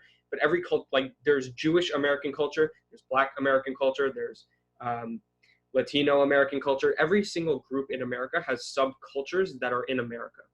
Would you agree with But that? black, but yeah, I agree with that. But Black Lives Matter is not a black culture movement. It's No, I a agree, but humanity movement. they are a human, but they have the power to go beyond just acknowledging some points of contention. I don't think they're using the movement to the best of their ability. Like I don't. I think they What do should you, they should talk about family values in terms of specifically the black culture because the black culture family values in terms of single motherhood is extremely high rates. It went from 25% in 1965 to 73% in in 2020. I think you're walking a very fine line here between talking about culture and talking about statistics. I don't think That's a it's. cultural thing that turns into a statistic. Oh, okay. Well, hang on. Culture is much more nuanced than just statistics, right? Because I wouldn't say that black culture is about crime, but I I would say that there are I no, no, no, wouldn't no, say no. that either. No, I'm no, no. I'm not saying that. I'm just saying hypothetically. I wouldn't say that black culture is about crime, but I would say that there are higher crime rates in black communities. So it's not a Okay, cultural thing. Statistics are not always a it's cultural not a thing. You know culture what I thing, mean? but there's a lot higher percentage of single motherhood among the black culture, the highest in America. Why is that? Why do people? Why is why does single motherhood exist? Why? Because of high crime rates, right? Because men usually, not usually, that's a sweeping statement, but often men tend to, because of the stereotype, of the black people don't have fathers or whatever, a lot of black men are incarcerated because of high crime rates, which are caused from systemic institutional racism. Not like a direct cause. Some people turn to crime because they are criminals, but I'm sure that people are pushed towards crime in general because of oppressional things. Now, single mothers in general, like I'm sure birth rates are higher in the black community The because black there's lower community, education. the black community population has stagnated in New York since Roe v. Wade. There has not been it's flatlined completely. There's been no rise in birth rate. That's just one state. I don't know about all of America, but I know New York is, I think, the third biggest electoral college wise, so it's the third biggest population. It's, Well, I think, that might not be a product of black culture. It might be a product of Roe v. Wade allowing abortions. New York being a state where like people are in general higher educated, and it has been proven that there is a correlation between people who are who have higher education and lower birth rates. In low in less developed countries, less economically developed countries, there are higher birth rates because there's low education and people have more children because they need to make more money for the family. And if you have higher education, then you're less likely, in fact, to have less likely to have more children. You know what I mean? I'm saying that I don't think that there's a point of talking about statistics and culture. I think that it's not like the Black Lives Matter movement is not about culture. They're not trying to highlight that there are differences in black culture, and they're not trying to highlight that there are differences. What they are trying to highlight is those statistics that cause people to be concerned about why they're happening. Black on black crime. Why is there more black on black crime? Right? I don't know why anyone would think, unless they're racist, to think that black on black crime is a result of black on black violence, violent culture, or something. I don't know, like that, and it has been proven that that is not the case. It's like not only are black people not naturally more violent, it's also been proven that black people are less likely to be economically um, better off than white people. in general, even though there are more white people who are poor in America than there are black people who are poor. Generally, the rate of people living in lower economically developed um, um, communities is higher in the black community, and that is not a cause of, and it has been proven that the cause is institutional racism, and what that also causes is black people to be more oppressed by I think the cause of it's the what lack of father in the family. I think the that's lack of father in the family. But why is there a lack of father in the family? It's not culture. no, it's How not is that culture. culture? It's not culture. I'm What is it bringing then? down What is it? culture. It's individual actions and lack of responsibility on people that then amount to a statistic. But that's not culture. Well, But what do you mean? Well, because it just sounds like you're talking about culture, because individual action, which individual in a action, community is culture. yes, I guess that would be culture then. Yes, individual action and lack of representation of a father figure in the home as a whole is higher in the black community than any other community in America. I would not disagree with you. I would not disagree with you. I'm sure that the rate of single mothers is high in the black community, but why? I'm sure that that creates problems. But why is that a problem? Why? What has caused that problem? And I think that the answer has already been proven over years of study in the black community, in people being given less opportunities um, in general, in the to people from the who are black. Um, there is still systemic racism, institutional racism.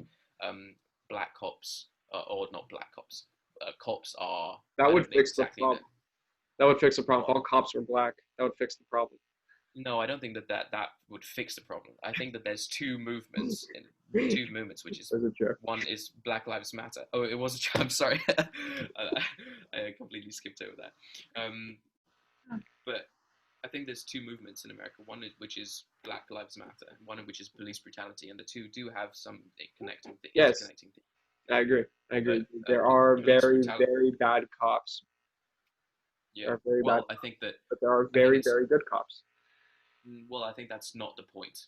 That is not even remotely the point. I think I that know. police are, yeah. I think that I'm sure that there are good cops and there are bad cops. And what's that term? They say that there are a few bad apples.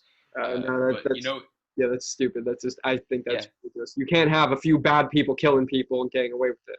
That does not work. yeah, exactly. But you know what the saying is? The full saying is a few bad apples spoil the barrel, right? Which is exactly what it is. It's decreased trust in police, right? Increased separation from police, from community, Well, from the role of helping the community and not it's already oppressing started people. in Minnesota, Minneapolis. Where is it? They defunded the police in a conclusive. It was like 12-0. The board Yeah, in yeah. Los Angeles on Friday. They announced in the paper that they're receiving less federal funding, a decrease of $24 million. I think it's genius. I think it's genius. I know it's crazy, right? It's a super progressive idea. It's very new.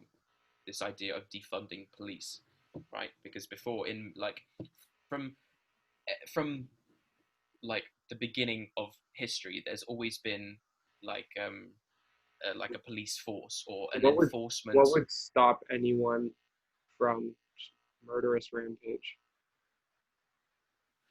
Well, Like, the point of defunding. what do you replace the police with? Like, what's your solution? Okay, well, the thank you for asking, because not a lot of people ask, because they just hear defund Really? the police and they're like, huh? Um, Uh, Defunding the police is not about getting rid of the police completely. It's allocating funds from that make them that which are unnecessary, like having, for example, like gas canisters and tear gas and like loads and loads of shotguns and weaponry and shit like that, and allocating those funds to um, other other services okay. like So the one that was mentioned in the paper that they'll know that they are defunding is special units, and they will no longer respond to minor collisions and minor injuries in hit and runs. Yeah, that's exactly what it's perfect because why would you need someone with a gun who comes to like a public to like neighbors arguing? You know what I mean? Why I would you agree need with that. someone? I agree with that. Yeah, and that is the whole idea of like why would you I need just want to know where the policemen? funds go. That's all I want to know. I don't want it. I Right. want it to be transparent. If it's transparent, I'm cool with it. If it's another government hideaway where they just cover it up, it's sketchy. As long as Yeah, it is super sketchy. if they openly tell me here's $24 million, we're putting 5 million here, 6 million here, 7 million to homeless, blah blah blah blah. I don't Yeah. think anyone would have a problem with that as long as they defund the right programs. Absolutely, and no one, yeah, no one's just saying completely get rid of the police. People are saying Yeah, give more money to services that police with guns and the trains like combat training. Have you seen like videos of like police having like it's called warrior training in America, where shoot first, ask questions later, and I understand that there might be some situations that require some very extreme training, but there are also situations that don't require that, like public disturbances. If someone with a mental health illness is causing a disturbance in public, you don't need a policeman with a gun. I agree. And if I he, agree. I if agree. yeah, if he has a knife, then a policeman is trained to shoot someone who has a knife and is trying to kill them. But maybe the issue isn't that they're trying to kill them; it's just that they're disabled, and they need someone who is trained to work with disabled people.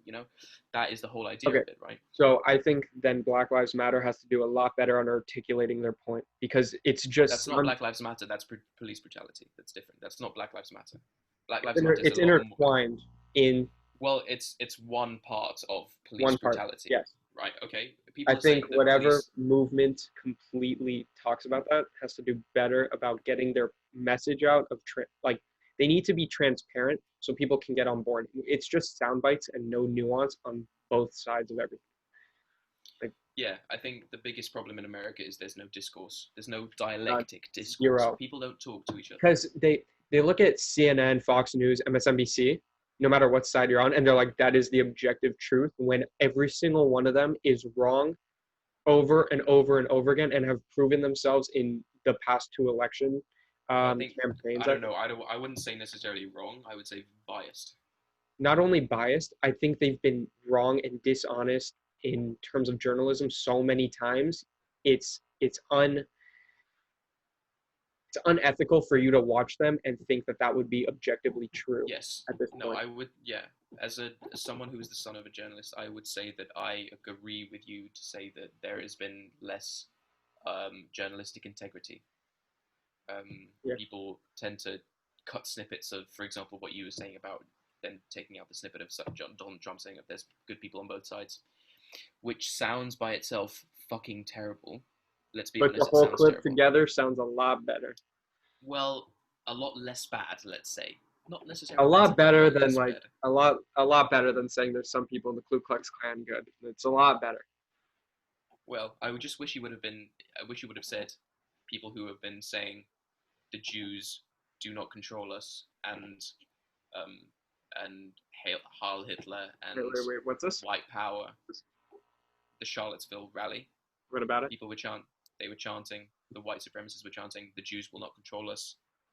They were saying Heil Hitler. Yeah, I can send you videos if all you want. 200 of those people are mentally disabled. All 200 of them. Okay, then why didn't Trump say all of you are mentally disabled and you should fuck off? And He's the no, president. he didn't say that. He said I completely denounce white supremacy and the KKK. That's what he said. Yeah, okay, but he said there are good people on both sides. What does that mean? It means I'm okay. It means on both sides of the people that actually got into the battle, into the actual fight themselves. Yeah. There were good people on in Antifa's group, which we can discuss Antifa right now. Anti-fascists, Anti-fascist and as a label is a good label. okay, The movement itself in okay, America, but people think about it. Someone who is, for example, if you think that Antifa is an organization, yeah, someone in that organization would label themselves as an anti-fascist. So let's say people who consider themselves to be anti-fascists and people who consider themselves to be white supremacists. I think they're very close to the same exact thing. It's like full circle. Wow. opposite ends. Because of what the movement actually does, not what they say. There's a the riots and the like rampage and burning of cities that has been started by Antifa. Well, burning of cities. Relax. There have been some riots and there No, have no, been some lootings. there was a car Not dealership burning of in cities. there was a car There was a dealership. car. There was a car dealership, This is not a one. city. This is one in Oregon. They set fire to the city, not the whole Yes, they city. set fire. But in Kenosha, there was burning of the car dealership. There have been hundreds of lootings and riots over the past 3 months alone. Look, look. I think there's two ways to think about it, right? One way is to be very diplomatic about it and say that, um, and obviously people in the Black Lives Matter movement or Antifa or whatever you want to call it. Not everyone is everyone. But they Not won't everyone denounce them wants at to loot all. and burn. They Say won't again. They won't denounce the people. I A mean, they part of have denounced them multiple times. They Joe have Biden because specifically did not denounce Antifa in the debate when asked. no, because Joe Biden, people like Joe Biden think that Antifa is not an organization. It's not an organization. But when you as a collective group label yourself anti-fascist and go to a car dealership and burn it, you are now a movement, an active Well, hang on. movement. No, I don't think that that's happened. I don't think that that is what happened. I think that people were rioters and people took advantage of that. People took advantage of the fact that there was chaos and they wanted to have some fun and people denounced it. People told people to stop looting. People protected other people when there were car I've not dealerships. seen one person I've I have not seen one Democratic candidate of high level, like in Congress, Senate, denounce that part of Antifa or anyone who was a part of the Black Lives Matter movement that went and rioted. No, because no, that's not true. They did denounce it. I think they must I have haven't. denounced it. Must have. No, because I've never I'm seen one. sorry. I'm sorry. Look, I'm sorry. I'm sorry. It's impossible that they said keep rioting. No, I didn't say they No said one. keep rioting. I just No, said they didn't denounce it. no. Of course, because people don't denounce Antifa and they don't denounce the Black Lives Matter movement. They denounce people who riot, loot, and those people may be anti-fascist. They may support Black Lives Matter, but they also loot. In Okay, no okay, one's so in advocating looting. No one's advocating looting well, and rioting. Okay, there's those people nothing are done just free about it. people. The Department of Justice condemned California, New York, and Oregon for allowing rioting and violence to go on for a period of longer than 100 days. That's the Department of Justice. Okay, And then, so in Oregon specifically, the governor did absolutely nothing on rioting and looting for 100 days. Then, when the Proud Boys had one rally, the the National Guard was called in to defuse the situation. I think okay. there, I think that is a clear, not Favoritism to stop white supremacy. no, it's not clear favoritism. It's if there's looting, A there's clear. looting. It doesn't matter what side it's on. If Well, there's that's. I mean, you can't say that the National Guard wasn't deployed for looters because it was deployed in multiple places for looters. In Oregon, they specifically said you have to get approval from the mayor or the governor of that city to deploy the National Guard. The National Guard was only allowed into the cities who accepted it. Like Trump can't just order the National Guard to go to a city. He has to have the mayor or the governor's approval. Yeah, yeah, And but there have been I in think some that's wrong. cities the National Guard has been deployed Yes, I agree, for but I riots. think it's exceptionally wrong for a governor or a mayor of a city to watch their city be rioted and burned and not denounce that because they did not denounce the rioting and the burning or any of it. I mean, okay, I don't know why they wouldn't do that because that's not obviously what the movement is. That's no one in the Black Lives Matter. Black Lives Matter is not about causing chaos. It's not about anarchy, I agree. and no one is advocating for that. No I one's agree. advocating I'm for just riots. saying. Some Well, yeah, then no, everyone is just that's the saying that same. there is some That's the riots. same thing as saying though. No one in. There are white supremacists in Trump's base, but no one is saying they are a part of the movement. They're all denouncing. That's like the same thing. If you What do you take mean? like Trump's denounced white supremacy, and when I'm relating that to Democrats not denouncing the looting and rioting, you're saying they shouldn't have to. I think No, they no, no. I'm should. not saying they shouldn't have to. I'm not saying they shouldn't have to. Okay. So I'm what do you I'm think? saying no, no, no. Sorry, I didn't mean to make myself come across as that is that's what I'm saying. You're saying they I'm should saying have to, but they're not a part of the movement. no, they're not a part of the movement. Well, people who come out may be anti-fascist. They may support the Black Lives Matter movement, but what the movement is about, right? It's not about rioting. It's not about causing chaos. It's not about burning car dealerships. Yes, some people burn car dealerships. That shit. No one is advocating for that. What positive piece of legislature or what positive anything has the Antifa movement done? The Antifa movement. Well, what does Antifa mean? It means anti-fascist. But what They have are they done? usually What have they done in America to promote that no, idea no, of no, no, no, no. They anti-fascists? are not a campaign movement. It's not a campaign movement. It's an anti-fascist movement. They So are what have they done? counter-protesters. What have they They done? no, listen. You're not. It's not about what they do, what they've done for the country. They are counter-protesters. That is what that's what the whole movement was. It's not like an organization where people get hired or people join the Antifa group to go, you know, um, to go cause chaos. No one does that. It's people that got together and went to um, white supremacist rallies, the KKK rallies, and said that they were anti-fascist, and the name just stuck. The Antifa movement, anti-fascist movement. They're counter-protesters. They're not a campaign group. So Black Lives Matter so is when a they group don't go, trying to. I agree. I agree with that. But what about when they don't go to white supremacist movements? What about when they do riot and they do loot? Then they're not denouncing fascism in any sense. Well, hang on. Well, where we have I've been trying to make the distinction between with the word they, right? When you say Antifa, and you say they Self riot and they loot, well, make the okay, distinction between rioters and self-proclaimed looters and Peters who identify themselves as anti-fascists, right? There self-proclaimed is Antifa members who have been part of the looting. Antifa members, and Antifa is not an organization. There are no Antifa members. Of course, there are. There, you can be part of the Facebook groups to go and write. It's a Facebook Yeah. group. It's a Yes, Facebook there group. are Facebook groups. It's not an organization. That's not an You know who organization. Steven Black Crowder Lives is? Black Lives Matter You know who has. Steven Crowder is?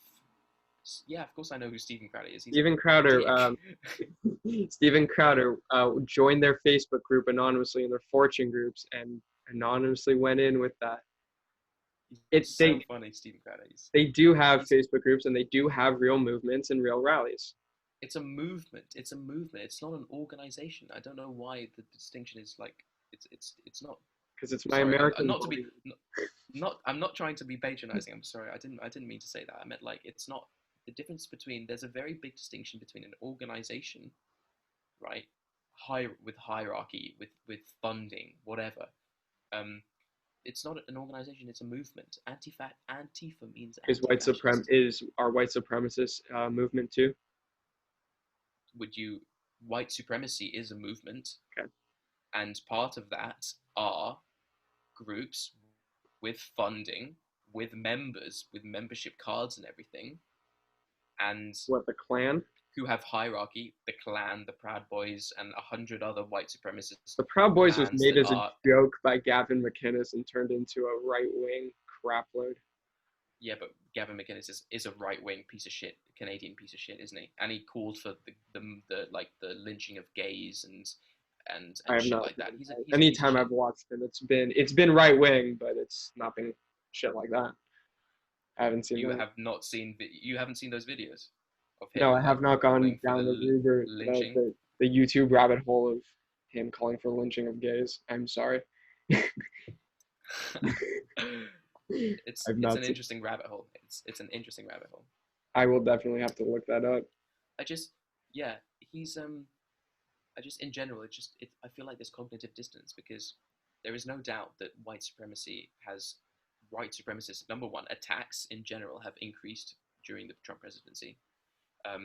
White supremacy um, um, not involvement exposure has increased like tenfold. Do you remember like lots of white supremacist groups back in Obama's time? No, in Obama's time it was all like Islamic terrorism. Now the big thing is white supremacy, right?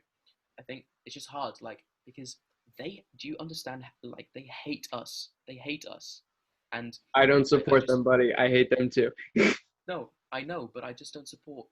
No, I understand that you hate them. It's just that the person that you support, right, It's them too, has and I've seen numerous times denounce them. yeah, but I don't know. Like then why is white Why supremacy? do anything for Why do Israel? white supremacists? No, I don't doubt that he's like I don't, look. I'm sure that he doesn't hate Jews. I don't believe that Trump hates Jews. His daughter's a Jew, right? Fair, but like Trump is defined by the support by his supporters, right? Because he says things for his supporters. He doesn't say things because he's his own person.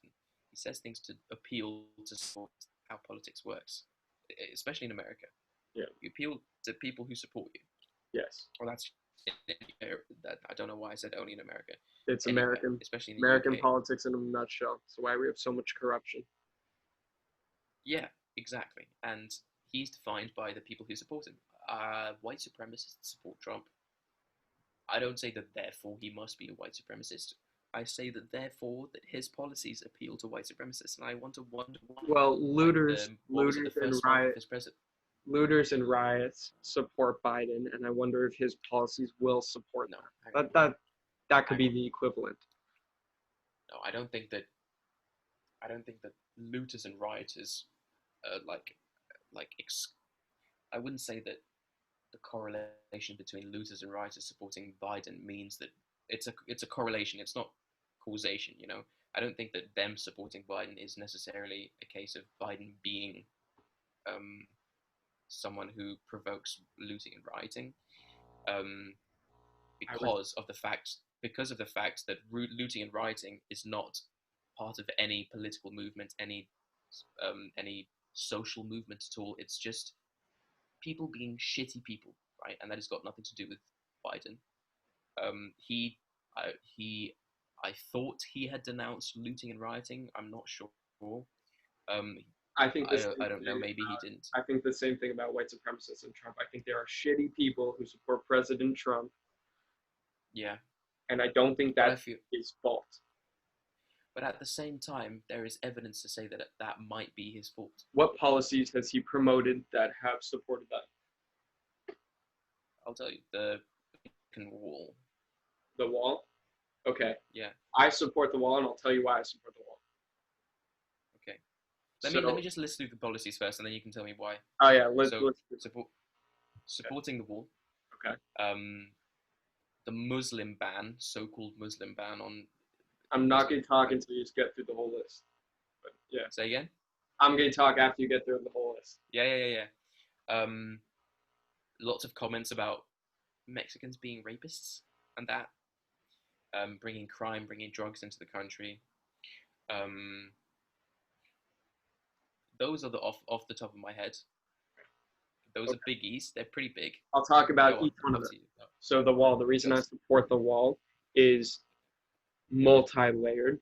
Um, so a couple of the reasons is because in a lot of America, there's absolutely no border whatsoever. It is literally just, it could be as small as nothing at all, just air, or as small as a little fence.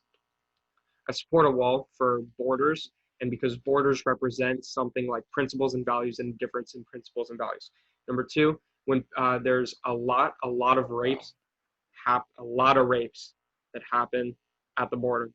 80% of the women that cross the border are raped, like illegally cross the border are raped. Uh, Why? Why do you think?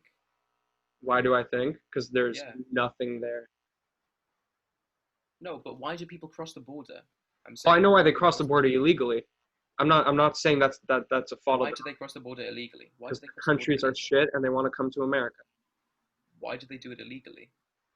Because I think America has a fucked up system of citizenship. But that's a different Exactly. conversation.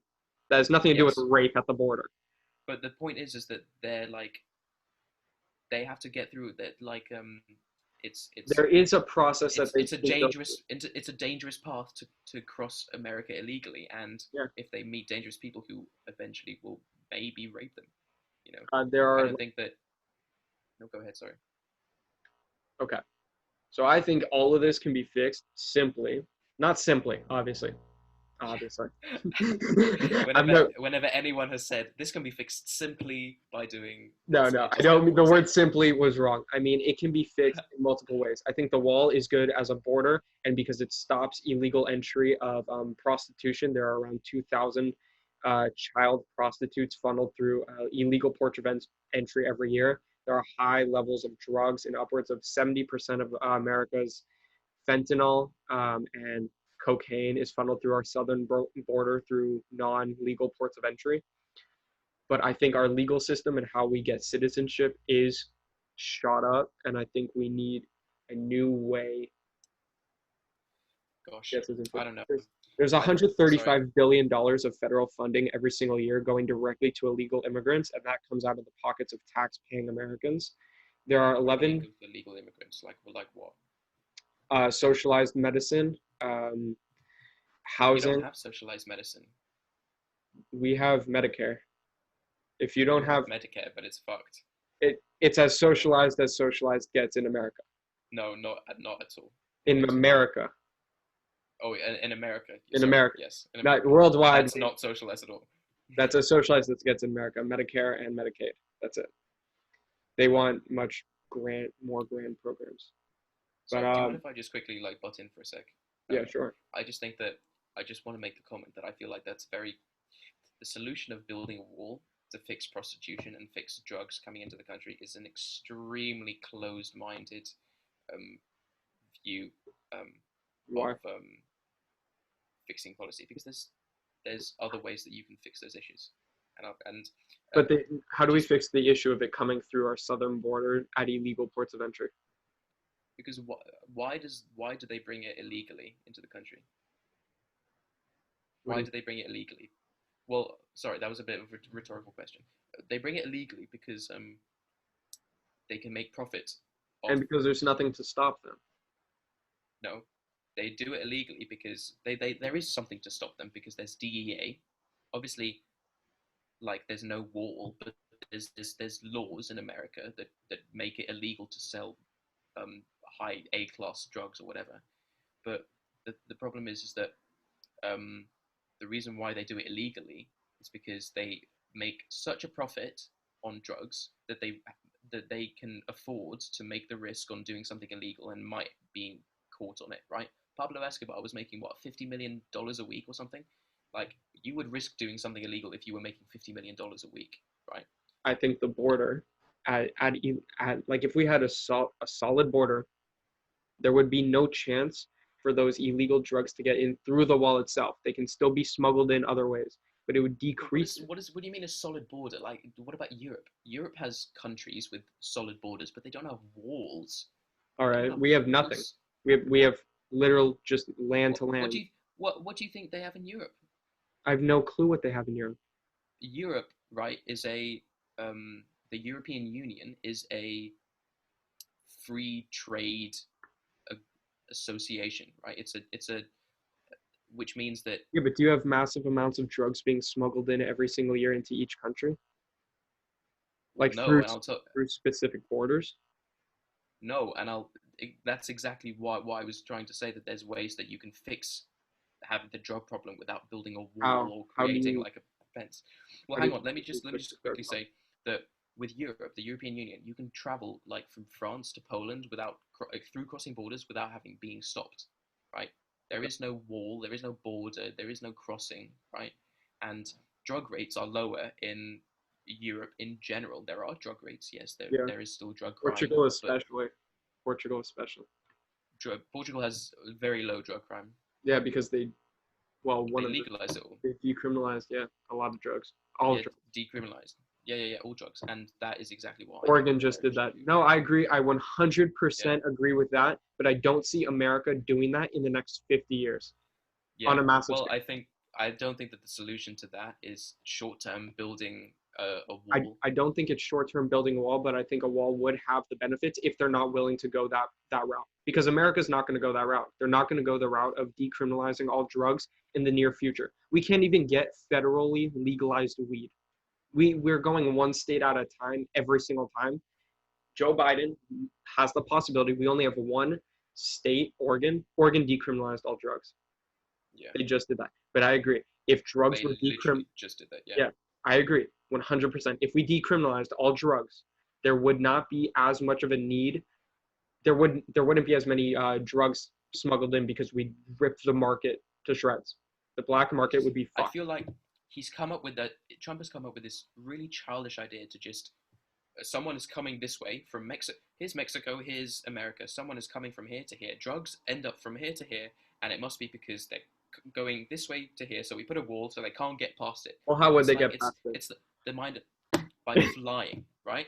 By flying, right? Do you know that in the It's a lot Sinaloa harder to cartel, get drugs at that rate on a plane than to drive them. that's how they got drugs into That's America. They got them through yeah, water from ports. They Cuba. got them. Yeah, They they do it could. through flying. Like I don't understand. People don't like. Maybe you can. Some people, I guess, walked across. Sure, but at the same time, like they That's didn't where have. most of our cocaine and fentanyl comes from, through our southern border. But I think that there's a lot of flying. There's a lot of ports. I think that if there's a wall, people would be resourceful to like tunnel under it, or they would do. There's that people are resourceful. They can find lots of different ways to go around a wall. It's the idea of a 6-year-old to It put a is. wall up It so that is people go from here to there. And I think that you're trying to legitimize it as something that is a great idea, and it's because not it can because there's because other it ways to works. solve. Because they work. It hasn't worked. We It don't hasn't have worked. they work where we have them.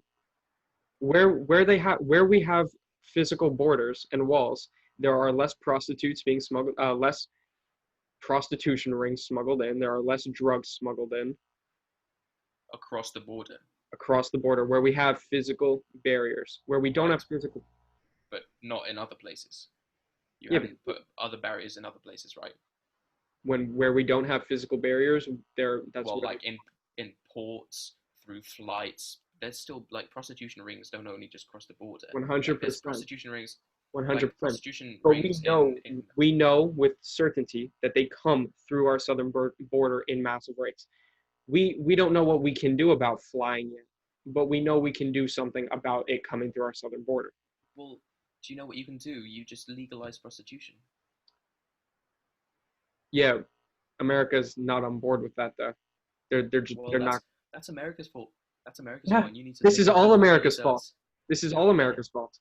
I it's what can't you've change come up. American minds, dude. If it was up to if it was up to me, prostitution would be legal the next day, decriminalized of drugs, and Yeah, we wouldn't have these issues. It's not up to me. yeah. I think that like there's just If America got in the same fucking room together, smoked a lot of weed, and dropped shrooms together, we would fix half our issues in 3 days. America is not willing to get in the same fucking room with each other. They're not. So yeah, because of that, they resort to opposite ends of spectrum. That's it. They yeah. can't talk. Political discourse is null and void. It is gone. That's true. But I wish that these ideas of legalizing drugs and 100%. legalizing prostitution were 100%. more mainstream, in general. And I Amsterdam with completely, the red light district in Portugal, and Amsterdam with shrooms. Amsterdam with shrooms and weed. Even though neither of them are technically legal, they have pot shops everywhere, and they have shrooms and psilocybin everywhere. decriminalize. Yeah, I Decriminalized. think it just yeah, it saddens me to know how divided people are because it's not even like it's not a mainstream idea. People like people I guess the term in America is liberals, but that's a very weird term to use. Liberals, I guess, is um, liberals don't all agree on the fact that we should legalize drugs or legalize or at least decriminalize drugs and legalize prostitution. Not everyone agrees on that, and I wish there was more mainstream because not many people think that um, um, most liberals or non-Trump supporters would say that building walls is a stupid idea, but not many can say why and how to fix the issues. Right? Fair, there's illegal immigration. Fair, there's drugs that come through the southern border. Right? But it's not necessarily fixed by just like putting an object in front of where people come through. You know what I mean? It's not There's 100% fixed, but because America's not going to go above and beyond to that decriminalization level, and we do know for a fact that where we do have actual physical borders, they do stop them there. But yes, they will figure out new ways to get drugs into the country, but maybe not at a higher rate. 100%. Why would you why would you spend billions and billions of dollars on on an idea that is not So 100% effective? It makes no sense when why you could would, because we when you know could it, okay. Why would we not spend hundreds of billions of dollars on something that we know isn't 100% effective? well, you know what's 100% effective? Legalizing. I agree with you. Yes, and that is what needs to be talked about more. I And agree.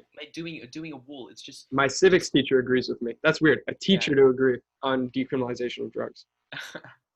Agrees.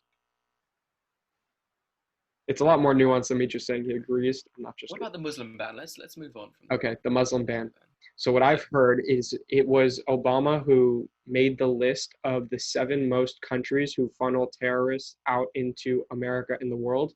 So Trump banned travel from those 7 countries. What? Yeah. Why? I know why he did it. I know that it makes sense that Obama would make a list of the countries where there's loads of terrorists that funnel terrorists from. It's But obvious that that's the reason some I countries funnel don't think it terrorists. goes any more than that. But why would you ban travel? You don't you like even people who helped the U.S. Army, American citizens weren't allowed back. Some American citizens weren't allowed back. Um, like just people who yeah, people who wanted to travel for business. It just makes no sense. It makes no sense. I get wanting to decrease Islamic terrorism, but it's so stupid to ban travel from a country. That's you don't like that you don't do that. You don't say that every single person coming in is going to be a terrorist. You have I'm not saying it if was you a good idea because honestly, I don't know much oh about it. That's all I know about it. All I know right. is that was his reasoning. I'm not saying it was effective. I've not looked at the statistics for Islamic terrorism, but it has gone down. And what has gone up? White supremacist We terrorism. we opened the door. Maybe we should close that shit again. Let them back in. Yeah, Offset these statistics. let them back in. Let Who's them? the terrorists back in. Well, let people back in. Well, Maybe them get people too. from other. Uh, Like, geez, like how it's about that. America? How about America doesn't involve itself in very controversial wars that hurt people for generations that maybe doesn't want radicalize them Oh, now to you're kill getting now Americans. you want to get rid of America as a whole country because that's all we do. I 100% agree. America, if America wouldn't go to war for any natural resources, I don't think we would be in war ever. Since World War II, we wouldn't, or Vietnam, we wouldn't really have a reason to go to war. Tell me, I want to ask because I want to hear your opinion. Do you think that there's a conspiracy theory, Yeah. or there is a theory? I don't know if it might be very valid that Bush wanted an excuse to To go him nine. to No. not that Bush did 9/11, but that it Okay. was a No, very no, good I know excuse for exactly him what you're to talking go about. into it. You know, it's really funny. I'm in the middle of watching a documentary about that. Sure, Like, okay. actually. Um, so it's very nuanced. So I don't know if we have that. Like, you want to really get into it, it's extremely nuanced. Yeah, and it's quite late as well. It's Do you want to 1 say a.m. for me. you want to save this for like next week? We could, yeah, Because if you haven't got anyone else yeah, on. I'm really, because it goes deeper into American corruption and private corporations funding America's government. And I think that's the root of the whole entire conversation. I would love to. All And right. you really wanted to talk about corruption, so I think Yeah, I'd let you it's speak a because lot about it. America, top tier corruption, top tier, Toxic corruption. top tier. I Like just we, like I used to think go on. China and Russia extremely corrupt. Like, Cold War, Yeah. like they kind of ingrain that in you. Communist Party in China. But damn, America's so good at corruption, we don't even see it. Like, they're that good. Oh no, I don't know. I think that I don't know. I I think think we that agree. America's corrupt. no, we can agree that America's corrupt, but I would not say that America's more corrupt than Russia. That was just purely out of my ass. I don't know anything about Russia. I'm just I'm Well, just saying this is I'm just saying the shit that I'm now learning about makes America's like gold standard of wow, we're the best, just drop down a couple thousand notches. Yeah, this is what we can talk about next time. You can give your perspective on American corruption, and I can give Yes. mine on Russian corruption Ooh, in top tier. general. All Yeah, right, top tier stuff. down. Maybe this podcast thing really seems to be working, doesn't it? Yeah, it's good. It's People fun. are I gotta coming out. talk. Yeah, Yeah. yeah. Is this what is this? This your second podcast? Yeah. Okay, I'm gonna stop the recording now and just talk.